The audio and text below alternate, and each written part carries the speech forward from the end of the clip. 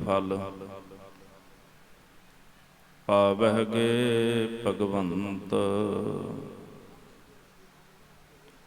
संत सरन जो जन परੈ सो जन उदरनहार। संत की निंदा नानका बहुर बहुर अवतार। मूक उचरै शास्त्र खट पिंग गिरन चढ़ जाए। आंद लखै बदरो सुनै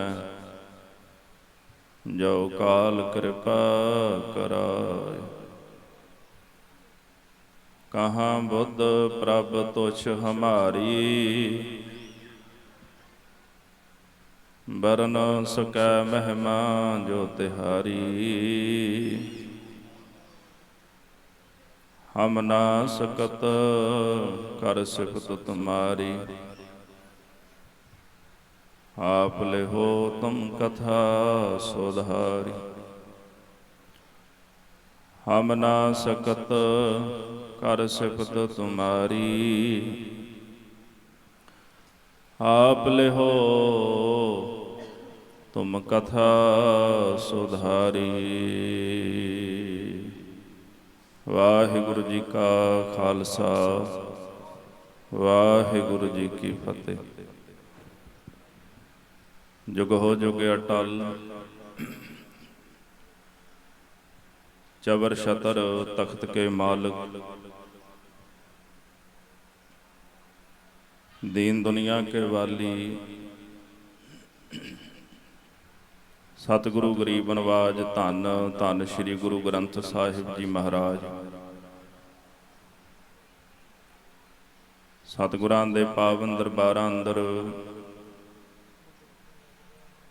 गुरु चरणां पास नमस्तक हो रही गुरु स्वरूप गुरु खालसा साध संगत जी। सतगुरां दी बड़ी महान कृपालता होई है। अकाल पुरख दे घर तो निवाजे होए महापुरुष संत बाबा इंदर सिंह जी रब जी, महापुरख संत बाबा हरभजन दास जी, तिन्हां दी सालाना याद समागम मनाउंदियां होया अति सत्कारयोग महापुरुष संत बाबा अर्जन सिंह जी, उन्हां दे महान उपराले सदका हर साल महापुरखां दा इह पावन पवित्र दिहाड़ा मनाया जाता है।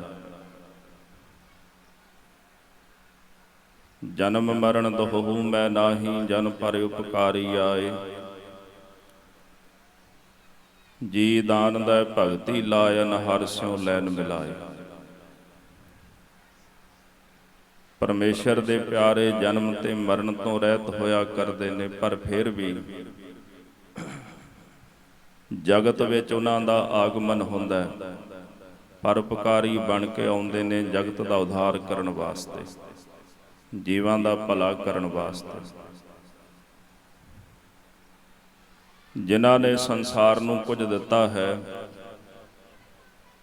संसार उन्हां नूं भी याद रखदा है। जिन्हां ने संसार तो कुछ खोया, संसार उन्हां नूं भी याद रखदा है। दास अपनी विचार आरंभण तो पहलां सारियां संगतां दे चरणां विच बेनती करेगा, जिन्ने भी गुरमुख जिन्नियां भी संगतां बैठियां ने, एक तां एकाग्रता दा दान जरूर बख्शिओ, क्योंकि कथा बड़ा सूक्ष्म विशा हुंदा है। मैं कथा तां कर सकांगा जे तुसीं कथा सुणोगे, जे सुणोगे नहीं तो कथा किवें होवेगी। ਸਰੋਤਾ कथा सुनदा, बक्ता कथा तां ही करदा है। ਸਰੋਤੇ ਦੇ ਵੀ 14 ਗੁਣ ਹੁੰਦੇ ਨੇ, ਬਖਤੇ ਦੇ ਵੀ 14 ਗੁਣ ਹੁੰਦੇ ਨੇ। ਕਥਾ ਸੁਣਨ ਵਾਲਾ, ਕਥਾ ਕਰਨ ਵਾਲਾ, ਕੀਰਤਨ ਕਰਨ ਵਾਲਾ, ਕੀਰਤਨ ਸੁਣਨ ਵਾਲਾ, ਇਹਨਾਂ ਦੇ 14 ਗੁਣ ਮੰਨੇ ਗਏ ਨੇ। ਛੇਵੇਂ ਪਾਤਸ਼ਾਹ ਗੁਰੂ ਹਰਗੋਬਿੰਦ ਸਾਹਿਬ ਨੇ 14 ਗੁਣ ਦੱਸੇ ਨੇ। ਘੱਟੋ ਘੱਟ ਉਹਨਾਂ 14 ਗੁਣਾਂ ਦੇ ਵਿੱਚੋਂ ਇੱਕ ਗੁਣ ਜਿਹਨੂੰ ਕਹਿੰਦੇ ਇਕਾਗਰਤਾ, ਇੱਕ ਗੁਣ ਤਾਂ ਹੋਵੇ ਨਾ ਸਾਡੇ ਅੰਦਰ। ਜੇ ਇਕਾਗਰਤਾ ਹੋਵੇਗੀ ਤਾਂ ਹੀ ਕੁਝ ਸਾਡੇ ਪੱਲੇ ਪਏਗਾ। ਤੋ ਬੇਨਤੀ ਹੈ, ਜਿਹੜੀਆਂ ਸੰਗਤਾਂ ਬਾਹਰ ਵਿਚਰ ਰਹੀਆਂ ਨੇ, ਆਪਾਂ ਮਹਾਂਪੁਰਸ਼ਾਂ ਦਾ ਸਮਾਗਮ ਮਨਾਉਣ ਵਾਸਤੇ ਆਏ ਹਾਂ, ਝੋਲੀ ਵਿੱਚ ਕੁਝ ਪਵਾਉਣ ਆਏ ਹਾਂ, ਮਹਾਂਪੁਰਸ਼ਾਂ ਤੋਂ ਕੁਝ ਸਿੱਖਣ ਆਏ। ਤੋ ਸਿੱਖਿਆ ਤਾਂ ਜਾ ਸਕਦਾ ਜੇ ਉਹਨਾਂ ਦੇ ਚਰਨਾਂ ਵਿੱਚ ਬਹਿ ਕੇ ਆਪਣਾ ਧਿਆਨ ਉਹਨਾਂ ਦੇ ਚਰਨਾਂ ਵਿੱਚ ਧਾਰਾਂਗੇ, ਤਾਂ ਹੀ ਕੁਝ ਸਿੱਖਾਂਗੇ। ਜੇ ਬਾਹਰੋਂ ਹੀ ਪ੍ਰਸ਼ਾਦਾ ਛਕ ਕੇ ਇੱਧਰ ਉੱਧਰ ਵਿਚਰ ਕੇ ਚਲੇ ਗਏ ਤੇ ਫਿਰ ਸਾਨੂੰ ਮਿਲਣਾ ਕੀ ਹੈ? ਮਿਲੇਗਾ ਤਾਂ ਉਹਨੂੰ ਨਾ ਜਿਹੜਾ ਸੰਗਤ 'ਚ ਬਹਿ ਗਿਆ। ਇੱਕ ਬਚਨ ਆਉਂਦਾ ਬਾਣੀ ਦਾ, ਦਾਤੀ ਸਾਹਿਬ ਸੰਧੀਆ ਕਿਆ ਚੱਲੈ ਤਿਸ ਨਾਲ, ਇੱਕ ਜਾ ਗੰਦੇ ਨਾ ਲਹਾਨ, ਇੱਕ ਨਾ ਸੁਤਿਆਂ ਦੇ ਉਠਾਲ। ਪੰਜਵੇਂ ਪਾਤਸ਼ਾਹ ਦੇ ਚਰਨਾਂ ਵਿੱਚ ਇੱਕ ਸਿੱਖ ਆਇਆ, ਕਹਿੰਦਾ ਪਾਤਸ਼ਾਹ ਆਪ ਜੀ ਦਾ ਇਹ ਬਚਨ ਹੈ ਵੀ ਜੋ ਦਾਤਾ ਦਾਤ ਦਿੰਦਾ ਹੈ ਉਹਦੇ ਨਾਲ ਕਿਸੇ ਦਾ ਜ਼ੋਰ ਨਹੀਂ ਚੱਲਦਾ, ਰੱਬ ਅੱਗੇ ਕਿਸੇ ਦਾ ਜ਼ੋਰ ਨਹੀਂ ਨਾ। ਦਾਤੀ ਸਾਹਿਬ ਸੰਧੀਆ ਕਿਆ ਚੱਲੈ ਤਿਸ ਨਾਲ, ਜੋ ਸਾਨੂੰ ਦਾਤਾਂ ਦੇਣ ਵਾਲਾ ਹੈ ਉਹਦੇ ਨਾਲ ਸਾਡਾ ਕੀ ਜ਼ੋਰ ਹੈ? ਨਾ ਅਸੀਂ ਜ਼ੋਰ ਨਾਲ ਕੁਝ ਲੈ ਸਕਦੇ ਹਾਂ ਉਹਦੇ ਕੋਲੋਂ, ਨਾ ਕੁਝ ਖੋ ਸਕਦੇ ਹਾਂ। ਜਦੋਂ ਦਾਤ ਦੀ ਗੱਲ ਆਉਂਦੀ ਹੈ, ਦਾਤ ਤਰਸ ਨਾਲ ਮਿਲਦੀ, ਦਇਆ ਨਾਲ। ਜਦੋਂ ਕੋਈ ਇਨਸਾਨ ਅਤੀ ਗਰੀਬੀ ਦਾ ਦਾਅਵੇਦਾਰ ਹੋਵੇ ਤੇ ਉਹਨੂੰ ਵੇਖਣ ਵਾਲਾ ਦਇਆ ਦੇ ਘਰ ਵਿੱਚ ਆ ਜਾਂਦਾ ਹੈ। ਗਰੀਬ ਦੇ ਉੱਤੇ ਦਇਆ ਆਉਂਦੀ ਹੈ ਤੇ ਦਇਆ ਵਿੱਚੋਂ ਦਾਨ ਜਨਮ ਲੈਂਦਾ ਹੈ। ਦਇਆ ਦੇ ਵਿੱਚੋਂ ਦਾਨ ਜਨਮ ਲੈਂਦਾ ਹੈ। ਦਾਤ ਕਿਹਨੂੰ ਮਿਲਦੀ ਹੈ? ਜਿਹੜਾ ਆਪਣੇ ਆਪ ਨੂੰ ਉਸ ਦਾਤ ਦੇ ਲਾਇਕ ਬਣਾ ਲਏ। ਤੋ ਦਾਤ ਰੱਬ ਦੇ ਤਰਸ ਨਾਲ ਮਿਲਦੀ ਹੈ। ਆਪਾਂ ਸੰਗਤ ਵਿੱਚ ਬੈਠੇ ਆ, ਤੁਹਾਡੇ ਵਿੱਚੋਂ ਬਹੁਤ ਸਾਰੀਆਂ ਸੰਗਤਾਂ ਨੇ ਵੱਡੇ ਮਹਾਂਪੁਰਸ਼ਾਂ ਦੀ ਸੰਗਤ ਮਾਣੀ, ਹੁਣ ਵੀ ਮਹਾਂਪੁਰਸ਼ਾਂ ਦੀ ਸੰਗਤ ਮਾਣਦੇ ਹੋ। ਇਹ ਸੰਗਤ ਕਿਹਨੂੰ ਮਿਲਦੀ ਹੈ? ਸੇਵਾ ਕਿਹਨੂੰ ਮਿਲਦੀ? ਸਾਧੂਆਂ ਦੀ। ਸਾਧ ਸੇਵਾ ਵਡਭਾਗੀ ਪਾਈ। ਜਿਨ੍ਹਾਂ ਦੇ ਵੱਡੇ ਭਾਗ ਨੇ ਉਹਨਾਂ ਨੂੰ ਸਾਧੂਆਂ ਦੀ ਸੇਵਾ ਮਿਲਦੀ ਹੈ, ਉਹਨਾਂ ਨੂੰ ਸੰਗਤ ਮਿਲਦੀ ਹੈ। ਟਹਿਲ ਮਹਿਲ ਤਾਕੋ ਮਿਲੈ ਜਾਕੋ ਸਾਧ ਕਿਰਪਾਲ। ਜਿਨ੍ਹਾਂ ਤੇ ਸਾਧੂਆਂ ਦੀ ਰਹਿਮਤ ਹੋ ਜਾਏ। ਟਹਿਲ ਤੇ ਮਹਿਲ ਦੋ ਸ਼ਬਦ ਨੇ, ਟਹਿਲ ਸੇਵਾ, ਮਹਿਲ ਸਤ ਸੰਗਤ। ਸੇਵਾ ਤੇ ਸਤ ਸੰਗਤ ਦੀ ਦਾਤ ਮਿਲਦੀ ਉਹਨਾਂ ਨੂੰ ਹੈ ਜਿਨ੍ਹਾਂ ਤੇ ਗੁਰੂ ਨੇ ਰਹਿਮਤ ਕਰ ਦਿੱਤੀ ਹੈ, ਜਿਨ੍ਹਾਂ ਦੇ ਉੱਤੇ ਗੁਰੂ ਨੇ ਦਇਆ ਕਰ ਦਿੱਤੀ। ਦਇਆ ਤੋਂ ਬਿਨਾਂ, ਤਰਸ ਤੋਂ ਬਿਨਾਂ ਦਾਤ ਨਹੀਂ ਮਿਲਦੀ। ਰੱਬ ਦੇ ਘਰ ਵਿੱਚੋਂ ਦਾਤਾਂ ਮਿਲਦੀਆਂ ਉਹਦੀ ਦਇਆ ਦੇ ਨਾਲ। ਆਪ ਜੀ ਸ੍ਰੀ ਸੁਖਮਣੀ ਸਾਹਿਬ ਜੀ ਦਾ ਪਾਠ ਕਰਦੇ ਹੋ। ਧੰਨ ਗੁਰੂ ਅਰਜਨ ਦੇਵ ਜੀ ਮਹਾਰਾਜ ਕਹਿੰਦੇ 10 ਵਸਤੂ ਲੈ ਪਾਛੈ ਪਾਵੈ, ਏਕ ਬਸਤ ਕਾਰਨ ਬਿਖੋਟ ਗਵਾਵੈ, ਏਕ ਭੀ ਨਾ ਦੇ 10 ਭੀ ਹਿਰ ਲੈ, ਤਉ ਮੂੜਾ ਕਹੋ ਕਹਾ ਕਰੇ। ਆਪਾਂ ਰੱਬ ਕੋਲੋਂ ਕਿੰਨੀਆਂ ਦਾਤਾਂ ਲਈਆਂ ਨੇ। ਉਹਨੇ ਸਾਨੂੰ ਜਨਮ ਦਿੱਤਾ, ਧੀਆਂ ਪੁੱਤ ਦਿੱਤੇ, ਘਰ-ਬਾਰ ਦਿੱਤੇ, ਛਕਣ ਲਈ ਭੋਜਨ, ਪਹਿਨਣ ਲਈ ਬਸਤਰ। ਜੀਓ ਪਾਏ ਪਿੰਡ ਜਿਨ ਸਾਜਿਆ, ਦਿੱਤਾ ਪਹਿਨਣ ਖਾਣ। ਕਈ ਵਾਰੀ ਜੀਵਨ ਵਿੱਚ ਜਦੋਂ ਸਾਨੂੰ ਇੱਕ ਵਸਤੂ ਨਹੀਂ ਨਾ ਮਿਲਦੀ, ਸਾਨੂੰ ਗਿਲਾ ਰਹਿੰਦਾ ਉਹਦਾ ਵੀ ਰੱਬ ਨੇ ਸਾਨੂੰ ਆਹ ਨਹੀਂ ਦਿੱਤਾ। ਗੁਰੂ ਅਰਜਨ ਦੇਵ ਜੀ ਮਹਾਰਾਜ ਕਹਿੰਦੇ ਜਿਹੜੀਆਂ ਪਹਿਲੀਆਂ 10 ਵਸਤੂਆਂ ਰੱਬ ਨੇ ਦਿੱਤੀਆਂ ਨੇ ਉਹ ਅਸੀਂ ਪਿੱਛੇ ਕਰ ਦਿੱਤੀਆਂ। ਸਾਨੂੰ ਗਿਲਾ ਇੱਕ ਚੀਜ਼ ਦਾ ਰਹਿ ਗਿਆ ਵੀ ਰੱਬ ਨੇ ਮੈਨੂੰ ਆਹ ਚੀਜ਼ ਨਹੀਂ ਦਿੱਤੀ। ਤੇ ਪਾਤਸ਼ਾਹ ਜੀ ਕਹਿੰਦੇ ਨੇ ਕਿ ਜੇ ਤੇਰੇ ਕੋਲੋਂ ਉਹ 10 ਵੀ ਖੋਹ ਲਏ, 10 ਭੀ ਹਿਰ ਲੈ। ਹਿਰ ਦਾ ਭਾਵ ਖੋਣਾ। ਜੇ ਤੇਰੇ ਕੋਲੋਂ 10 ਵਸਤੂਆਂ ਵੀ ਖੋਹ ਲਏ ਜਿਹੜੀਆਂ ਪਹਿਲਾਂ ਤੈਨੂੰ ਦਿੱਤੀਆਂ ਨੇ, ਏਕ ਭੀ ਨਾ ਦੇ 10 ਭੀ ਹਿਰ ਲੈ, ਤੈਨੂੰ ਇੱਕ ਵੀ ਨਾ ਦੇ ਜਿਹੜੀ ਤੂੰ ਮੰਗਦਾ ਹੈ। ਪਾਤਸ਼ਾਹ ਕਹਿੰਦੇ ਫਿਰ ਕੀ ਕਰ ਲਏਗਾ ਰੱਬ ਦਾ? ਤਉ ਮੂੜਾ ਕਹੋ ਕਹਾ ਕਰੇ। ਹੇ ਮੂਰਖ, ਫਿਰ ਕੀ ਕਰੇਗਾ ਤੂੰ ਰੱਬ ਦਾ? ਵਿਗਾੜ ਲਏਗਾ ਕੁਝ, ਕਿਉਂਕਿ ਉਹਦੇ ਅੱਗੇ ਤਾਂ ਕਿਸੇ ਦਾ ਜ਼ੋਰ ਨਹੀਂ ਨਾ ਚੱਲਦਾ। ਫਿਰ ਕਹਿੰਦੇ ਜਿਸ ਠਾਕੁਰ ਸਿਓ ਨਾਹੀ ਚਾਰਾ, ਤਾਕੋ ਕੀਜੈ ਸਦ ਨਮਸਕਾਰਾ। ਜਿਸ ਮਾਲਕ ਦੇ ਅੱਗੇ ਕਿਸੇ ਦਾ ਜ਼ੋਰ ਨਹੀਂ ਚੱਲਦਾ, ਉਹਨੂੰ ਸਦਾ ਨਮਸਕਾਰ ਹੀ ਕਰਨਾ ਬਣਦੀ ਹੈ, ਮੱਥਾ ਟੇਕਣਾ ਹੀ ਬਣਦਾ ਆ। ਹੇ ਵਾਹਿਗੁਰੂ, ਤੇਰਾ ਸ਼ੁਕਰ ਹੈ, ਤੂੰ ਸਾਨੂੰ ਬੜੀਆਂ ਦਾਤਾਂ ਦਿੱਤੀਆਂ, ਤੂੰ ਸਾਨੂੰ ਨਿਵਾਜਿਆ। ਬਿਨਾਂ ਦਇਆ ਤੋਂ ਸੰਗਤ ਨਹੀਂ ਮਿਲਦੀ। ਇਹ ਗੁਰੂ ਦਾ ਤਰਸ ਹੈ ਕਿ ਅਸੀਂ ਇੱਥੇ ਬੈਠੇ ਹਾਂ, ਤਾਂ ਸਾਡੇ ਅੰਦਰ ਇਕਾਗਰਤਾ ਹੋਣੀ ਜ਼ਰੂਰੀ ਹੈ। ਜੇ ਇਕਾਗਰਤਾ ਬਣੇਗੀ ਤਾਂ ਹੀ ਖੇਡ ਬਣਨੀ ਹੈ। ਤੇ ਦਾਸ ਬੇਨਤੀ ਕਰ ਰਿਹਾ ਸੀ, ਪੰਜਵੇਂ ਪਾਤਸ਼ਾਹ ਨੂੰ ਸਿੱਖ ਕਹਿੰਦੇ, ਦਾਤੀ ਸਾਹਿਬ ਸੰਧੀਆ ਕਿਆ ਚੱਲੈ ਤਿਸ ਨਾਲ। ਇੱਕ ਜਾਗੰਦੇ ਨਾਲ ਹਨ, ਇੱਕ ਨਾ ਸੁੱਤਿਆਂ ਦੇ ਉਠਾਲ।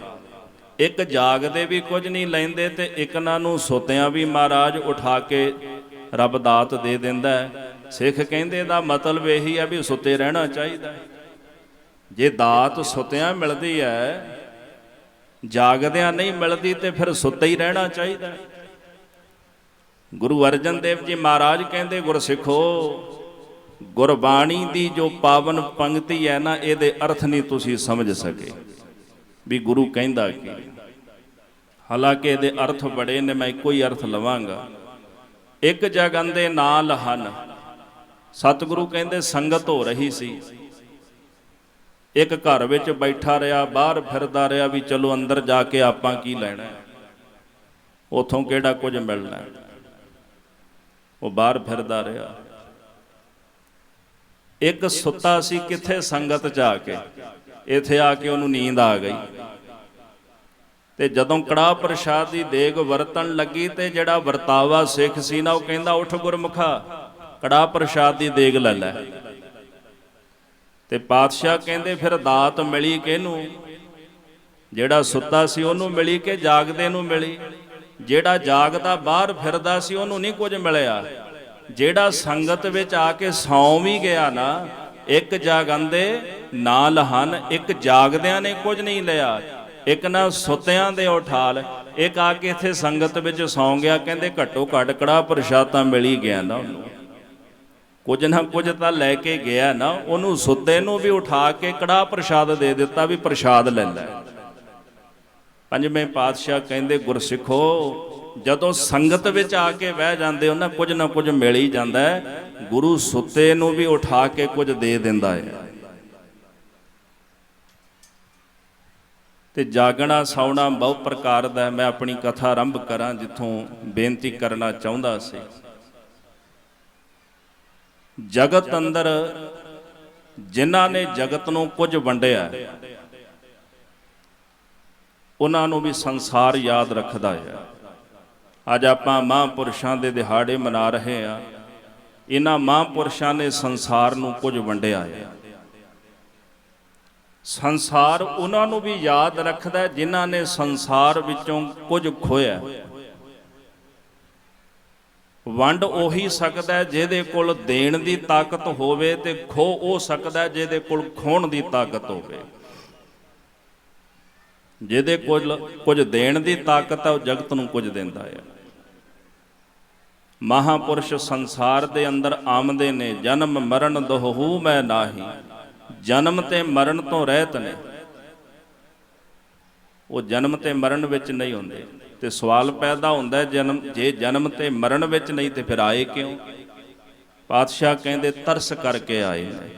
ਜਗਤ ਦੇ ਜੀਵਾਂ ਦੀ ਹਾਲਤ ਵੇਖ ਕੇ ਮਹਾਂਪੁਰਸ਼ ਪਰਉਪਕਾਰੀ ਬਣ ਕੇ ਸੰਸਾਰ ਦੇ ਵਿੱਚ ਆ ਗਏ। ਜਨ ਪਰਉਪਕਾਰੀ ਆਏ, ਪਰਉਪਕਾਰੀ ਬਣ ਕੇ ਜੀਵਾਂ ਦਾ ਭਲਾ ਕਰਨ ਵਾਸਤੇ, ਸੰਸਾਰ ਦੇ ਜੀਵਾਂ ਨੂੰ ਨਾਮ ਜਪਾਉਣ ਵਾਸਤੇ ਆਏ। ਉਹਨਾਂ ਦਾ ਆਵਣਾ ਕੇਵਲ ਨਾਮ ਜਪਣਾ ਤੇ ਨਾਮ ਜਪਾਉਣਾ ਹੀ ਹੈ। ਭਾਈ ਨੰਦ ਲਾਲ ਜੀ ਨੇ ਬੜਾ ਸੁੰਦਰ ਇੱਕ ਬਚਨ ਆਖਿਆ। ਭਾਈ ਨੰਦ ਲਾਲ ਜੀ ਕਹਿੰਦੇ, ਧੰਨ ਗੁਰੂ ਗੋਬਿੰਦ ਸਿੰਘ ਜੀ ਮਹਾਰਾਜ, ਮੈਂ ਜਗਤ ਵਿੱਚ ਆਵਣਾ ਨਹੀਂ ਸੀ ਚਾਹੁੰਦਾ, ਮੇਰਾ ਜੀ ਨਹੀਂ ਸੀ ਕਰਦਾ ਮੈਂ ਜਗਤ ਵਿੱਚ ਆਵਾਂ, ਪਰ ਕਹਿੰਦੇ ਹਵਾਏ ਬੰਦਗੀ ਅਵਰਦ ਦਰ ਵਾਜੂਦ ਮਰਾ। ਹੇ ਗੁਰੂ ਗੋਬਿੰਦ ਸਿੰਘ ਜੀ ਮਹਾਰਾਜ, ਤੁਹਾਡੀ ਬੰਦਗੀ ਦੀ ਸਿੱਕ ਮੈਨੂੰ ਦੁਨੀਆ 'ਚ ਖਿੱਚ ਲਿਆਈ ਹੈ।